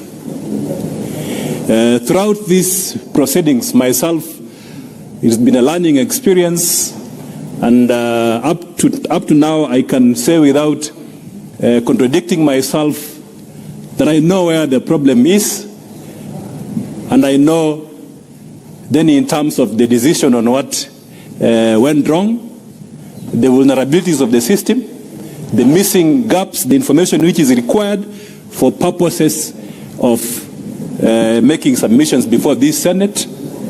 And it is important to just highlight as a way of reaction to what the learned Ongoya said with respect to lawyers providing evidence. That is not true. This is a house of record. It's a house of evidence. What happened, Mr. Speaker, Madam Speaker, what happened is that the County Assembly created what we call a demo website. A demo website 2 days ago. And at that demo website, for us who are participating in this impeachment process, based on the information which was available by the County Assembly in Volume 4A, and that is where I'm going to focus my submissions on. Based on the information available, publicly available, and that's one of the issues which we have demonstrated here as a major vulnerability of this process on the aspect of verifiability, accuracy, and authenticity of the system, confidentiality and data protection, which has a heavy constitutional implication. So one of the, if you look at page 1 of volume 1, volume 4A, if you look at page 1 of volume 4A, there is information which I accessed and which was accessible to anyone at the County Assembly and all the MCAs at that time. The information is the IPPD numbers of the MCAs. That was a username which was supposed to be used to access this site, and that has been confirmed by the testimony of all the expert witnesses here. And the three of them, from the County Assembly, County Executive, and Office of the Governor, and the expert witness from the Senate. Then this system, how do you access it? You access it using an ID number. Again, from the ICT policy and the best practices in software development, we have been told that it is not a proper security safeguard to access such a system with an ID number. So what happened is that the County Assembly 2 days ago created a demo website. So with this information that is easily available, it was then possible for anyone to key in and access that system. So it begs then the question, because the ID numbers are contained in volume 4A, that is page 1. The IPPD numbers are in page 4. And it begs a fundamental question which it keeps on recurring in this House, even from the questions which have been asked by the senators and the responses which were given by the ICT expert from government, from the ICT authority. This information, we request the Senate to take judicial notice of the information contained in an IPPD number. Who else can access that information within a county government setup? Payroll staff in the county government, County Assembly can definitely access the payroll number for the MCS. The persons who created this system, the IT administrator, and the evidence has been laid here, clear, express, and unequivocal, that a link was also sent was sent to the administrator of this system. So you also had access to this system. The other persons who had access to this system are any person then who had mischief. Any person who had mischief will then access this system because it's data that is easily available. So that concern we are saying is an important aspect which you need to consider when making your decision on the question of threshold, which is a requirement of Section 33, Paragraph 2 of the County Government Act. Because the meat of this matter, the substance of this matter, the question that is before the Senate for determination is whether 33 MCAs actually voted. Secondly, whether the 33 MCAs met the constitutional threshold. Thirdly, whether the 3 MCAs who claim that they were not, they did not vote, but someone voted for them, whether that evidence is credible, and if that is accepted by the Senate, then it affects the threshold. It affects the threshold. It means then there is no proper motion before the House, and on that basis, based on the legal doctrine that the law matters, that county assembly as a house is also governed by the law. We can do what we want, yes, but we must follow the law. We are all servants of the law. It is the law that drives everything that we do, including proceedings that are conducted at the county assembly. So that in this case, the Senate has a duty and an obligation to verify the authenticity of the 3 votes, because they will bring down the threshold, and then it means, and based on the ruling which was issued by the Speaker yesterday, that when voting on that question, if you believe that the 3 MCAs, including Honorable Trump, did not vote, and remember, these MCAs have come to the House. They have come here and told you by their word of mouth that I, Honorable so-and-so, I did not vote on this motion. And there are 3 of them. And their testimony is consistent with what transpired in the House. The question that you'll be left with is, do you believe these MCAs who say that they did not vote so that you can make a decision on the threshold? Or do you believe a computer-generated information which has so many doubts to the extent that the entire House is asking questions? The question which this House is asking, and which all the senators have observed are asking, is really fundamental. We cannot put this down there.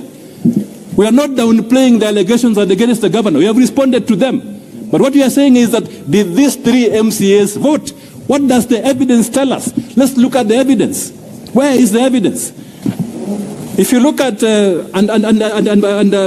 Mr. Speaker, the evidence is contained in Volume 4A.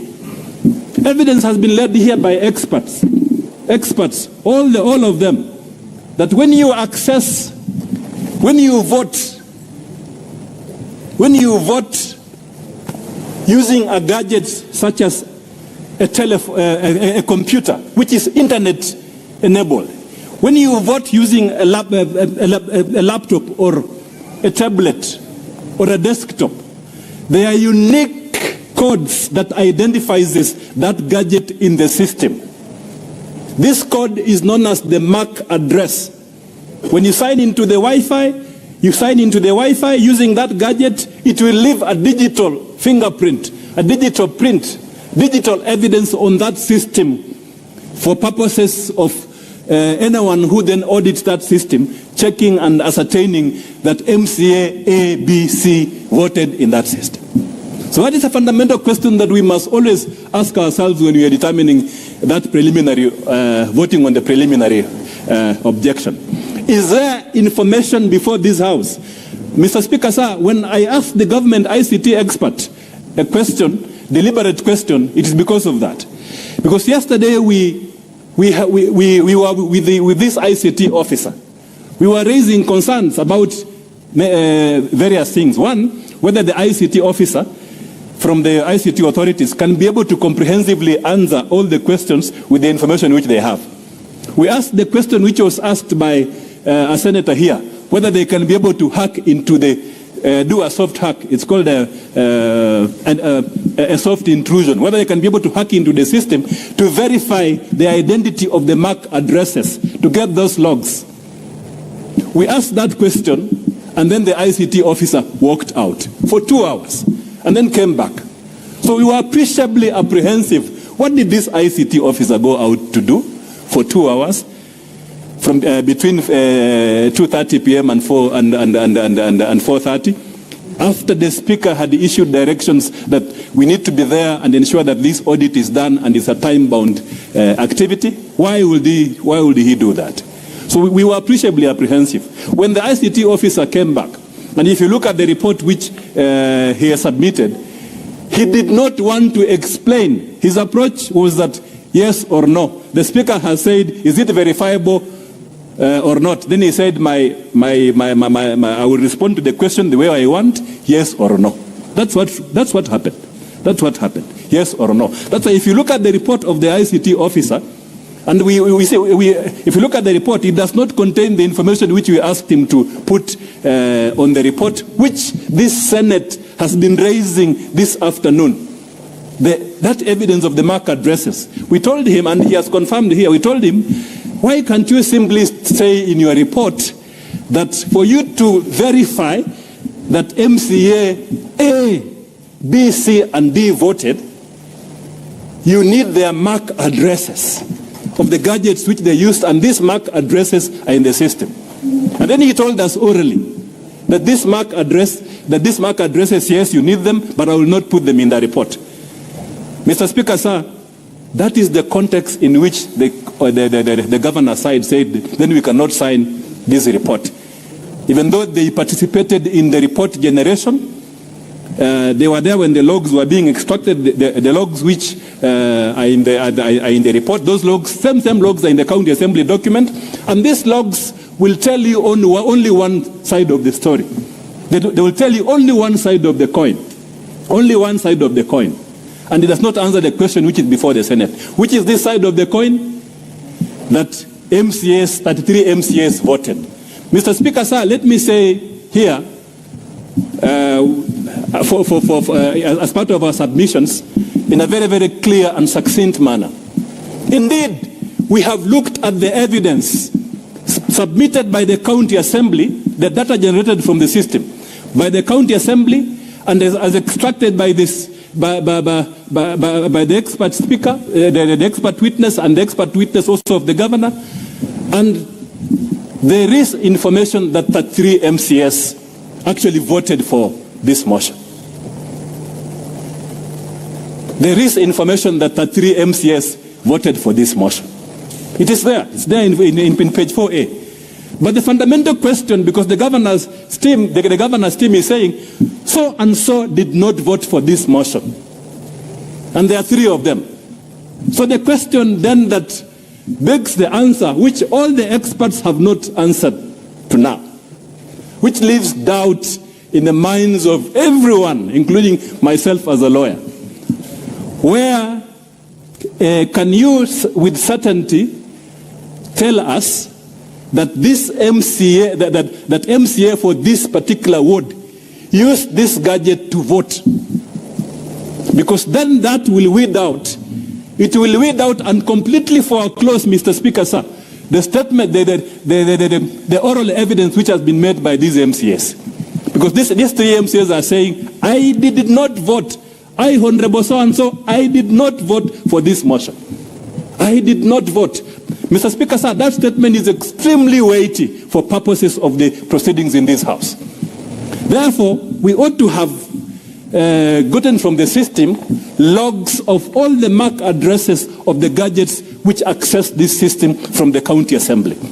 To leave that doubt, to leave that question clear to the minds of everyone. Mr. Speaker, sir, additionally, yesterday there was evidence which was led that some MCAs could not vote using their gadgets, their telephone numbers. Their telephone numbers. Their mobile phones. So what happened is that the clerk the speaker asked them to be assisted to vote using a machine, laptop or desktop, but it was a computer. That evidence will be there to be analyzed.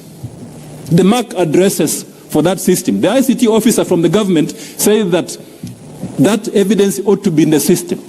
We consistently asked him this question deliberately because we want that question to be fully answered. Where are these MAC addresses?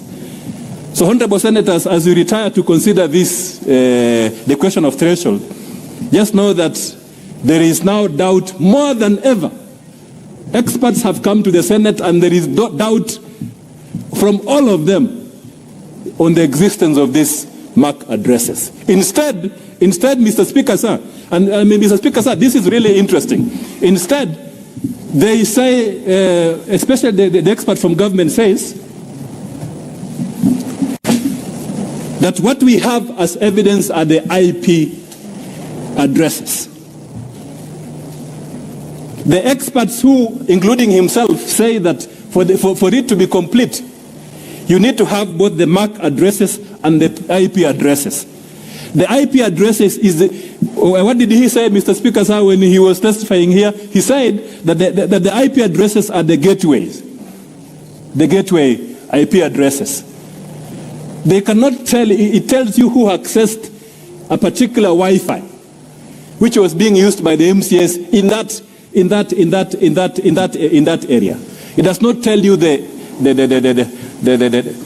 MAC addresses of the specific telephones that were used. So that is very, very significant. So to complete that argument and to leave no doubt whatsoever, if you look at volume 4A, and here, Mr. Speaker, allow me to just address a couple of issues on volume 4A. That is at page, the IP addresses which were produced. And the experts say that this is not conclusive. You will need additional information. At page 29, 31, 32, 33,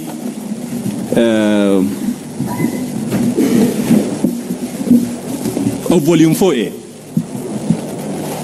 The Honorable Senator Asige, I don't know whether she's here, probably listening to where she is, asked an extremely important question, Mr. Speaker, sir, which affects the aspect of verifiability. Even on these IP addresses, we have left the issue of the MAC address, of the MAC addresses. Let's look at these IP addresses. I listened to the Honorable Senator Asige asking that question, and I said, maybe that is the real issue that the Senate also need to inquire about. What was the issue? How many Wi-Fi? They say that if you have a gadget and you access the system, you will use our Wi-Fi. That's what they said, Mr. Speaker, sir. Is that right? Yes. They say that then 9 MCS can have the same IP addresses because they access the same Wi-Fi. Again, that's what they said. I'm not picking this from there. Statements from the word of mouth. So the question is, if you look at these 33 IP addresses at page 29, page 32, page 29, 30, 31, 32. Mr. Speaker, sir, look at these IP addresses. Are these IP addresses the same? Mr. Speaker, sir, there are some which are the same. And this was pointed out. There's an IP address which features really prominently. It appears 9 times. This is 41, 139, 237.129. This IP address appears 9 times. 9 times. The ICT experts who appeared here say that it's also possible to do a geographical search of these IP addresses. But there is no evidence in the Senate that a geographical search of these IP addresses was done on the aspect of verifiability. But this IP address appears 9 times. So what does it mean? That somebody accessed, they accessed a particular Wi-Fi 9 times. But Mr. Speaker, sir, if you look at these logs, you will see that there are many other IP addresses. So the question is, why are these IP addresses different if you are all within the county assembly premises, the house? You are accessing the same Wi-Fi network. And they say that if you access the same Wi-Fi network, then you need to have the same IP address. So the question is, why are these IP addresses different, Mr. Speaker, sir? Is it possible that the Kericho County Assembly has 6 Wi-Fi routers? Because when I counted, I saw. You, and Mr. Speaker, you can count for yourself the different IP addresses that appear in this document. And that was the query which was raised by the distinguished Honorable Asige. So, Mr. Speaker, sir, we submit that we have a very big problem before this House. The problem is that there is no certainty whatsoever based on the testimony of the 3 expert witnesses on who actually voted. Their votes are there, but who actually voted? Instead, Mr. Speaker, sir, the possibility is that somebody may have accessed this publicly available data and voted for anyone else. And that is the information which, that is the evidence that is before the House. And because of time, Mr. Speaker, sir, allow me to then conclude by saying that based on the provisions of Article 10.2 of the Constitution, the system which was deployed by the County Assembly on this vote, Mr. Speaker, sir, on an important matter concerning the removal of a governor from office. That system is not transparent, it is not verifiable, and therefore the results from that system are not verifiable. And on that basis, Mr. Speaker, sir, I urge I urge the Honorable Senators, Mr. Speaker, sir, that you allow our preliminary objection and throw this issue back for the where it came from, because it does not meet the constitutional threshold as required by Section 33(2) of the County Government Act. I yield the floor to my colleague. For the record, my name is Katwa Kigan, Counsel for the Governor, and the nature of my submissions will be more towards the aspects of fact. And Mr. Speaker, sir, and Honorable Senators, we hold the position that the Governor has responded to the factual allegations of the claims made by the County Assembly, and that is captured in his affidavit, volume 1, the affidavit in volume 1, page 1 to 31. And the allegations that had been raised by the County Assembly are 9, and all of them have been answered. It relates to management of a program called NAV-CDP, FLOCA, Kasim Tani, Strategic Intervention Projects, Londiani accident, dismissals, subversion of County Assembly activities, and bullying. All those issues we've answered, and we pray that the Senators and Mr. Speaker, sir, they be looked at as answer to the allegations. Now, in more particular, I would like to say this. The allegations are in 2 categories. The first category is old complaints that were brought here before you in September 2024. And the second set are new claims raised by a report made on 5th of August 2025, and attendant to which an impeachment motion was initiated on 6th of August 2025. In respect to the old complaints, which is constituted of these particular 3 items, the first one is the issue of Kasim Tani, the second one is the issue of Londiani accident, the third one is the issue of private land. Our first attack on that, Mr. Speaker, sir, is that the standing orders of Kericho County prohibited and prohibits the need to consider those allegations. The standing order number 70A subsection 2 is to this effect.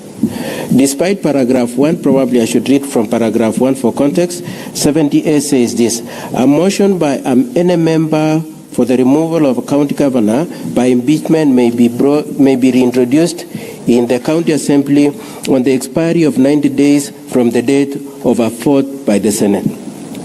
Subsection 2 is to this effect. Despite paragraph 1, a motion for removal of a county governor by impeachment may be reintroduced in the county assembly on other grounds other than the initial grounds that were highlighted in the previous impeachment proceedings. Mr. Speaker, sir, and honorable senators, I put a lot of premium and emphasis on the use of the word grounds that were highlighted in the previous impeachment. Mr. Speaker, sir, it is our contention, contrary to what Honorable Rogong said when he was testifying, that to the extent to which those grounds were captured in the motion, were moved in the county assembly, were debated in the county assembly, were voted for, and were brought here. To the extent that those things happened, they had fitted into that word of highlighting. And for that reason, Mr. Speaker, sir, and honorable senators, it is our submission that indeed it should not be here.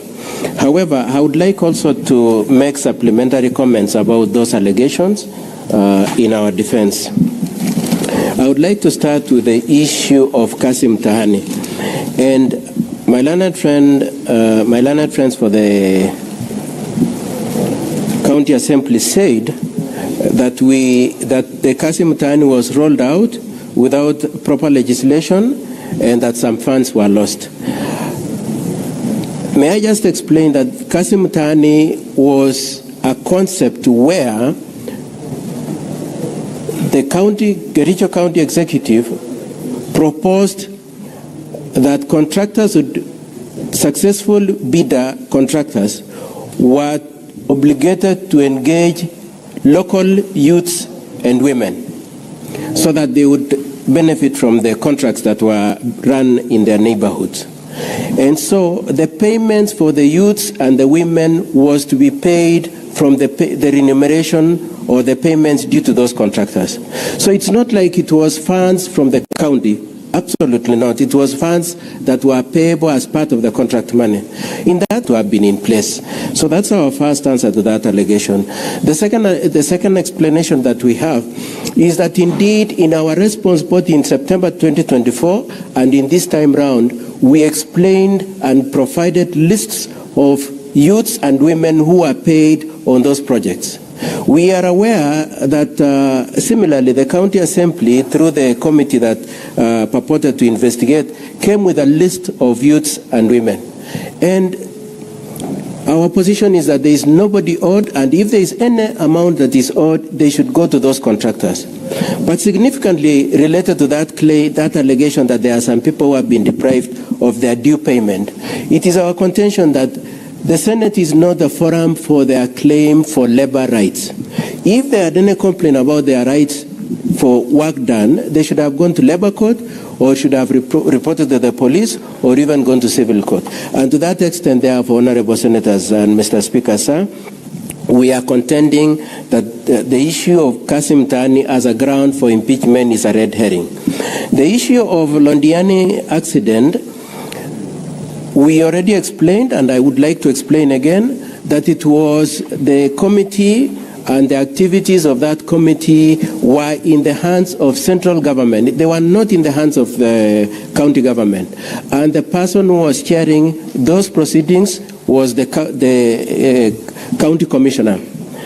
The signatories to the accounts was the county commissioner and members of those committees. And Mr. Speaker, sir, when I asked the question to the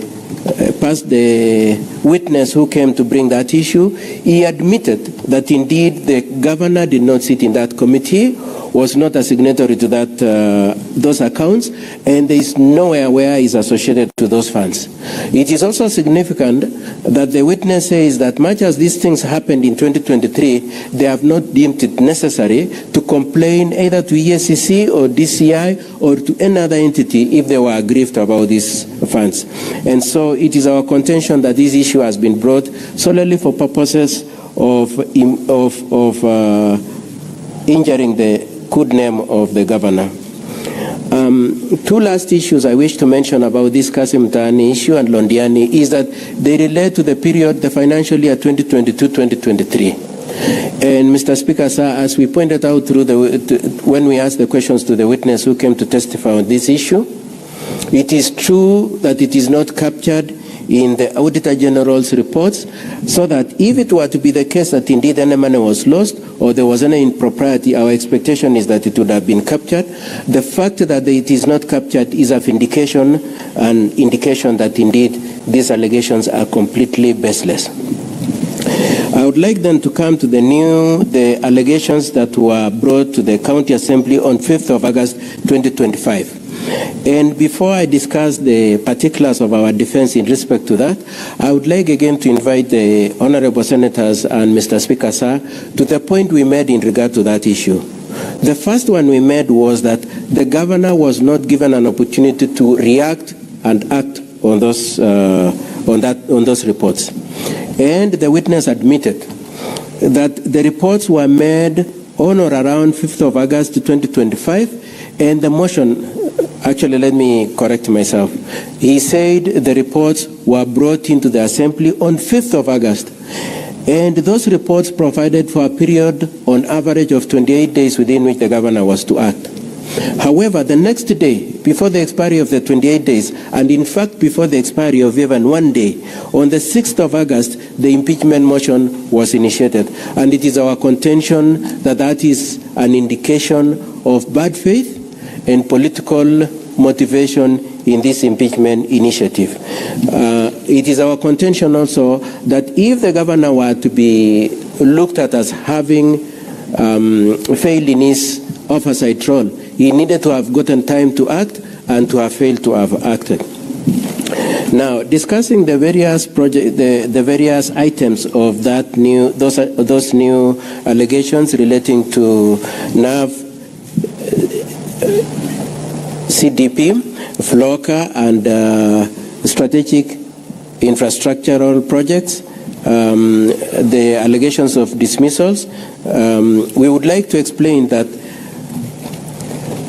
particularly FLOCA and NAV CDP are projects that are foreign funded. They are donor funded projects.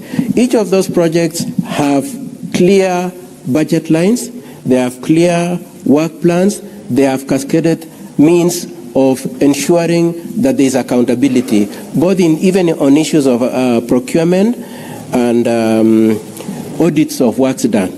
And to the extent, therefore, that the works are going on and that subsequent works cannot proceed until the previous one has been audited and accounts provided.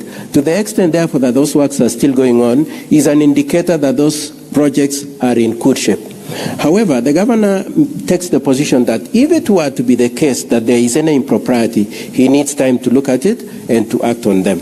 But otherwise, he insists that there is no impropriety and that if there were any improprieties, the donors who are supporting these projects would have raised it. The complainants who have come to you would have even written to the ESCC, which they have not done. On the other projects, including the strategic intervention projects, the issues of contract, the issues of procurements, the issue of splitting contracts, the issue of public address, the issue of tents, and the other house renovations, Mr. Speaker, sir, the governor maintains that he needed time to look at it and to act. The fact that the report by the committee came on 5th and he was being impeached on 6th is such that it deprived him of an opportunity to counter-check the allegations contained in those reports and to have acted. But collateral to that, the governor in his affidavit has explained that indeed he has already handed over documents related, or rather he has instructed his people to hand over the documents related to those projects to the ESCC for further investigations. And may I say also, related to the old cases, that is Kasim Tani and Londiani, the governor has also, the issues are under investigation by ESCC.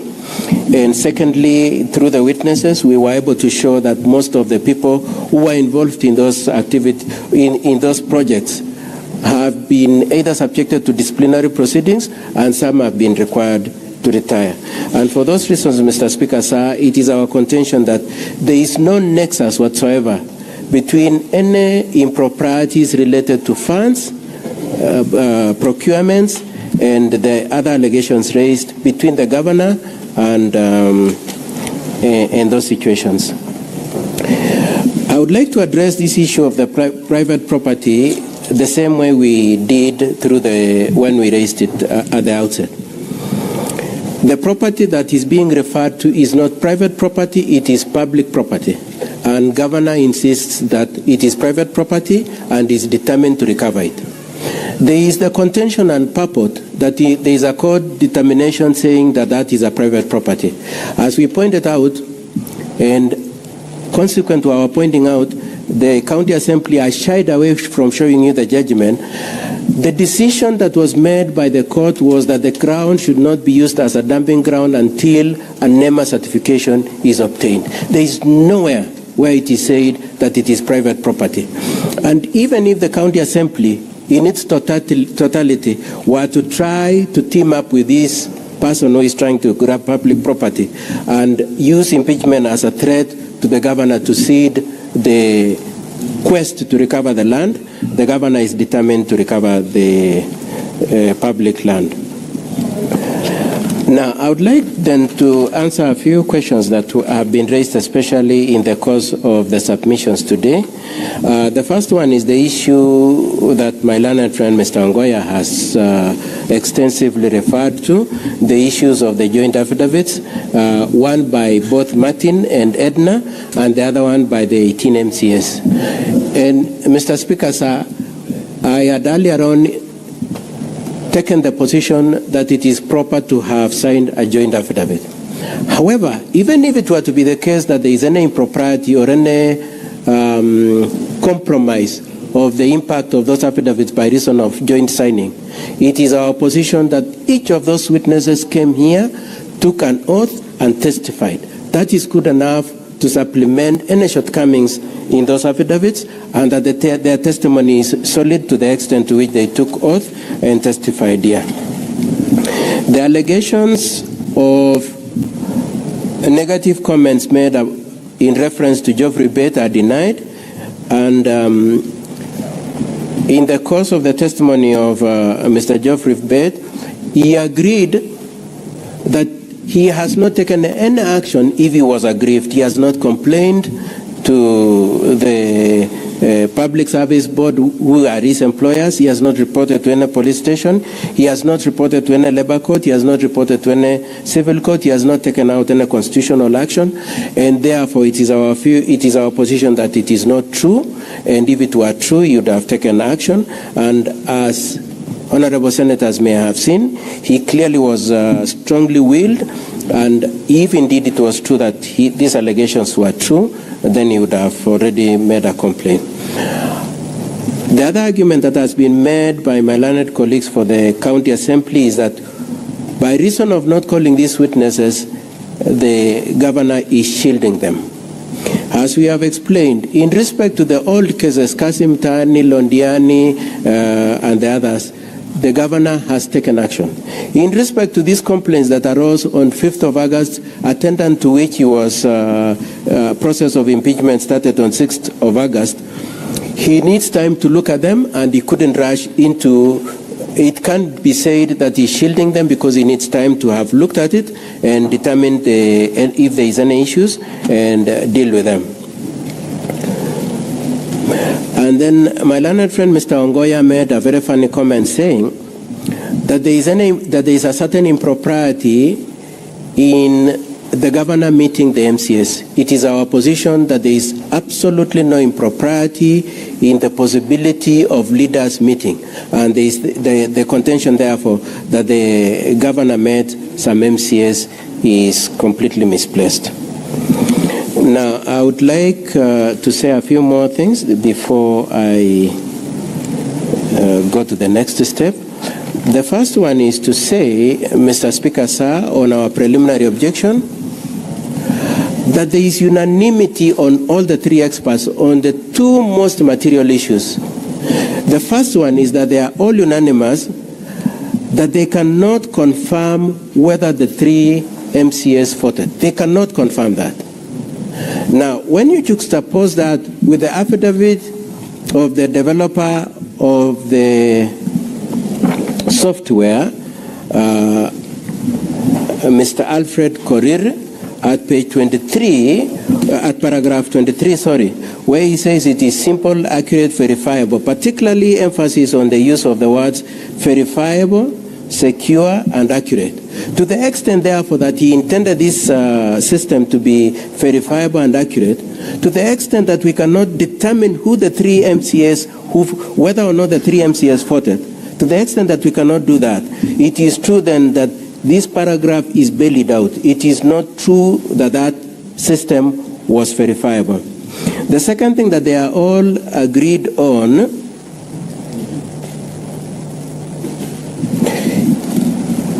the other thing that the witness agreed on is that indeed the records of the county assembly contain details of the payroll and ID numbers for the various MCS, and that if somebody was determined to get them, especially within the establishment of the county assembly, they could get them. With those, in that context, therefore, it is our contention that indeed it was possible for somebody else to vote, and that the three experts admit that if you get those credentials, you could vote. So that there are those two admissions, Mr. Speaker, sir, and honorable senators. Number one, that with the credentials, anybody could have voted for those MCS. And number two, that they are not able to trace back those three votes to the three MCS. Now, the last thing I wish to say, as I spare a few minutes for my client, is that we would like, honorable senators and Mr. Speaker, sir, that you take on board these as you consider the propriety of that system that was used to vote. Number one, we pointed out in the course of testimony that indeed the answer has been edited. It has been edited so that it is not consistent with the audio recording of the events. Number two, it is true that a few minutes before the movement of the motion on 6th of August, by the mover of motion, who, as we cross-examined him, we maintain is in collusion with the Speaker, 6 MCS, there was an attempt to remove 6 MCS with a view to reducing the numbers or otherwise to intimidate them to support the impeachment of the governor. Number 3 is the question that indeed there was an option to do a roll call voting. Nobody, not even my learned colleagues for the county assembly, have explained why they could not just take a straight and simple process that could have resolved the issue. And for all those reasons, and then the rush to set up this thing at night and to insist on using it, even when the nays, I'd say, were louder than the ayes. For all those reasons, Mr. Speaker, sir, and honorable senators, we pray as a first line of our prayers that you do find that the system was not adequate to satisfy you that any voting took place and that the 2/3 threshold was met. As a second line, we pray that you do find that indeed no evidence and no material and no grounds have been adduced adequate to place a requirement on you to impeach the governor. With that said, Mr. Speaker, sir, I have 4 more minutes. I would like to request my client to just say a few minutes within that time limit.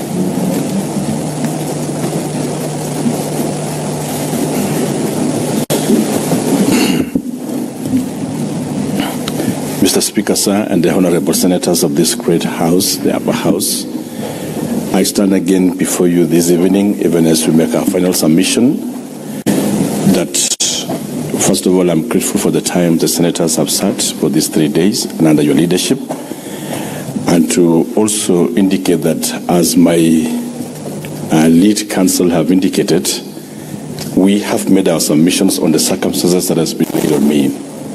Mr. Speaker, the report, as I said in my earlier remarks, came to me at the 5th, and it was sent out to my offices. I received it on 6th, addressed to the clerk, addressed to the county secretary, and marked to the Public Service Board, another address to me.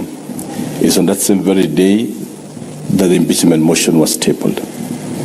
It was then very difficult for me to have sat at that time to analyze the reports and be able to make implementation. I wish to state here, Mr. Speaker, sir, that as we ponder over this matter during this period of impeachment right from the Assembly to where we are today, the EACC and the DCIE wrote to the county government of Kericho requesting documents for the same issues that has been mentioned. As a governor, I instructed the officers responsible, the county secretary, to submit the documents to the respective investigating agencies for action. I wish to commit before you, Mr. Speaker, I know how weighty the matters are before us. Mr. Speaker, I wish to submit before you and the senators that, given a chance again, I'll be able to implement the reports in totality and also be able to implement what the investigating agencies as the DCIE and the EACC will recommend for us to act upon. We further commit, Mr. Speaker, sir, that where there is elements of culpabilities, not only for now but even in the future, on the state officers, it is my commitment that as we take leadership of Kericho to a step higher and notch, that we will do whatever possible to protect the resources of our people.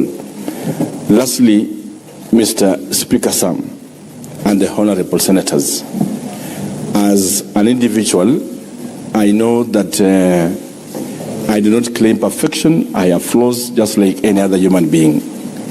My 2 years journey in political leadership has been learning of lessons. And when I look around the political environment that we have been, I pray to this Senate that should I get a chance from this great house, I would also set upon myself to be able to reach out to the entire leadership of Kericho County, especially the MCS and their speaker and also the deputy governor, and be able to strike a working relationship with them, of course together with the senator of Kericho County and the members of parliament from the county government of Kericho, and be able to strike a working relationship with them so that, Mr. Speaker, it allows us, because this is the second last financial year before really the end of this 5-year cycle, to allow us to be able to deliver for the people of Kericho County. We have had our triumphs, we have had also our challenges, just like any other leadership and any flaws. And Mr. Speaker, I rise to, as I conclude, to speak to the great churches here and the senators here that have been listening to this case, that as you have listened and the evidence adduced to you, that the processes has been tabled to you, showing how flawed it was. But however, I offer myself that out of this, we will be able to step up the leadership of Kericho County and people again to work together with a great energy and strike a reconciliatory tone so that we are able to deliver for the mandate of our people. I wish to thank the honorable senators for the opportunity you have given us and the time you have given to listen to us. I know it's been a challenging time. It's also been trying for me, psychologically torturing, and it's been one of my lowest moments to be here in this Senate again for the second time. Thank you, Honorable Speaker, and I pray that the senators will find a place in their hearts to look into the matters that we have raised and give us a chance again to work for the great people of Kericho County. Asante sana, and may God bless all of us. Asante sana. Now, honorable senators, ladies and gentlemen, having concluded the closing statements by the parties, the Senate will proceed into a camera session for 15 minutes, pursuant to Rule 27 of the Rules of Procedure. that is for the hearing and determination on the proposed removal from office by impeachment of Honorable Dr. Eric Mutai, the Governor of Kericho County. The objective of the in-camera session is to ensure that the process is concluded seamlessly, punctually, and in line with the requirements set out under the Constitution and the County Government Act and the Senate Standing Orders. Now, Honorable Senators, during this session, the parties, all members of public and the media will be expected to withdraw from the chamber and the galleries, and any form of broadcasting from the chamber shall cease forthwith. Consequently, I now direct the parties, all members of the public and media, to withdraw from the chamber and the galleries, and that any form of broadcast from the chamber to cease forthwith. It is now 9:35. We will resume open session at exactly 9:50. Thank you.